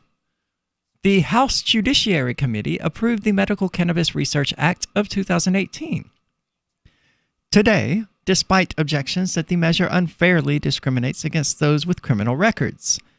If passed, House Resolution 5634 would require the Attorney General to ensure that an adequate and uninterrupted supply of research-grade cannabis is available. The Act also provides safe harbor protections for institutions participating in cannabis research. Republican Representative Matt Gaetz of Florida, the sponsor of the legislation, said in a release that he was pleased. I am glad that the Judiciary Committee has reported the Medical Cannabis Research Act favorably, sending it to the House for a vote. For too long, Congress has faced a dilemma with cannabis-related legislation. We cannot reform cannabis law without researching its safety, its efficacy, and its medical uses. But we cannot perform this critical research without first reforming cannabis law. This act helps break that logjam, allowing researchers to study medical cannabis without fear of legal jeopardy. The chairman of the committee, Representative Bob Goodlatte, Republican of Virginia, who has opposed marijuana reform in the past, said that more study into the medical uses of the plant is warranted, which again makes us ask that question that we've asked so many times before, which is how much research do you need? Goodlatte says, while there are many varying opinions on the issue of marijuana, One thing we can all agree on is that we need qualified researchers to study the science to determine if there are potential medical benefits to chemicals derived from cannabis. Before the committee votes, some members attempted to remove provisions of the bill that would deny anyone with a conviction for a felony or drug-related misdemeanor from employment by companies cultivating cannabis for research. Ranking Democrat Representative Nadler of New York said before the committee voted that the bill as drafted unfortunately and unjustly expands the collateral consequences of criminal convictions and would compound this injustice by preventing the very people who have been harmed from participating. I mean, isn't that kind of standard, though? I mean, it's true across the pot industry, regardless of, you know, the statutes involved. That they don't want to hire potheads. Yeah, because, I mean, you don't want to hire people who are going to get into your supply. No, you don't. Cut into your profits, but... I mean, you do want to hire people who know about it. But there are... You'd think that you could find people who... Because we're talking about convictions here, okay? Even though marijuana remains illegal, unless it's a really, really old conviction... To have a conviction on your record related to marijuana, you have to have been engaged in some rather shady stuff. Especially a felony conviction. Now, did they say it was just felonies, or are they wanting to prevent people even with misdemeanors? It did not specify. I assume misdemeanors as well, because it wants to... where did it go? Oh, yeah. With a conviction for a felony or drug-related misdemeanor from employment. So they're wanting to specifically target drug-related misdemeanors. Yeah. I mean, it's one of those things that's like, yeah, it would be significantly more ideal if you didn't have this in the bill, but it's one of those trade-offs that's a little bit hard to argue against, isn't it? It is. Well, I mean... I don't see why the government felt it necessary to add the clause in the first place. So on that grounds, I can certainly argue with it. It's part of the sausage making that is legislation. You got to be able to say, well, we got something. You know, the hippies are going to be able to research their pot, but at least we kept the bad pot heads out of the pot. I guess. I guess so. You know, it's one of those provisions, like, you can't really see why anybody's happy about it, but you can see why somebody's not mad about it. Well, I can see why people are generally happy about it. I mean, if the federal government is, again, moving on pot research, then they're at least ostensibly seeking justification to the masses for legalizing it and providing some sound basis for doing it, because that's what they're really up to. You know, it's like that episode of South Park where the governor asked whatever teacher, Mr. Garrison, for evidence about same-sex marriage because he didn't have any. He just wanted evidence, something to present to the people to say, okay, this is why I'm doing it, and this backs me up. And the government just wants that. That way they're not responsible. But I mean, it's clear that they're going to have to... responsible. There's the key term. Yeah, it's clear that they're going to have to legalize pot at some point, and not just medical pot. They're going to have to legalize it across the board, because that's just the way society is going. And no matter how much the state attempts to, it cannot thwart society in the long term. And or even in the short term. I mean, if it could, if the government could, then we would not even be having this conversation, because it would have successfully eliminated weed from the United States. But it didn't. I mean, that by itself should serve as proof that society is going to get its way regardless of what the government wants. It may take a while, and it may involve all manner of atrocities and horrors that we would like to never speak of again. But it's going to happen. But let's not get ahead of ourselves that this is going to lead to like actual legalization. Well, I'm not saying it's going to happen anytime soon, but it's going to. I mean, there's no doubt. I think the ultimate end game for especially the Republicans will be to provide some medicinal thingy while still leaving recreational use regulated so that they can say, we saved the little kids with seizures, but we're still going after the hippies. And I don't know, I mean, that's good from the medicinal perspective, but the federal ban on marijuana is so ill-supported by any shred of the original logic of the Food and Drug Administration or the Federal Drug Control Act or anything, that it's really an affront to the whole system that marijuana remains illegal at the federal level. And of course, I'm not a fan of the federal government having any role in drug enforcement whatsoever. But if you are someone who believes that the federal government should be involved in, say, the OxyContin epidemic, or the methamphetamine issue, or stopping cocaine and crack from spreading, or from just drug safety issues in general, like a lot of my doctor friends are, the fact that marijuana is scheduled at all is a massive, massive blight on the very concept of the federal government as an arbiter of what we put into our bodies. So it's really more than a marijuana problem. It's really substantially more. And focusing on the marijuana does us all a disservice because it's going to make the drug war indefinite, like the war on terror. It'll just last forever because so much of the population will have gotten what it wanted. People aren't going to be out there fighting the drug war once pot is legalized because the conviction rates are going to go down. And, you know, they're just going to start getting high, which is what they want. We're going to lose them as allies in the war against the war on drugs. And honestly, that's why the state will legalize it. Because they'll go, okay, well, if we legalize this, then this segment of the population that wants to legalize acid and MDMA and cocaine and heroin and all these other things that we'd have no interest in legalizing or deregulating or whatever terminology you would use, will lose their largest base of allies. And that's why I'm against pot legalization, because it's not going to end the drug war. In fact, it's going to make the drug war never ending. Well, that does it, and sorry to end the episode on such a depressing note, but don't go anywhere. Stay tuned. Free Talk Live is coming up next, and hopefully it won't end on such a depressing note.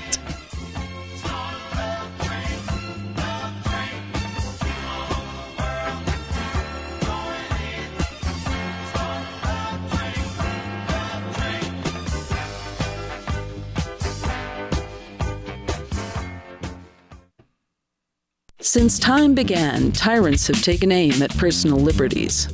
Now there's a movie that aims back.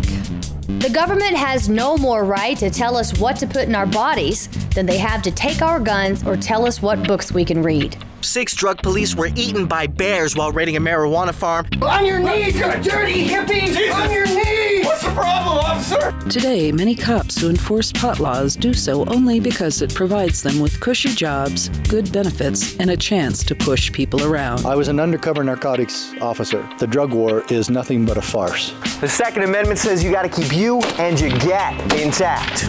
Guns and Weed, The Road to Freedom. A film by Michael W. Dean and Nima Vadadi. DVD available now at gunsandweed.com or on Amazon. That's gunsandweed.com.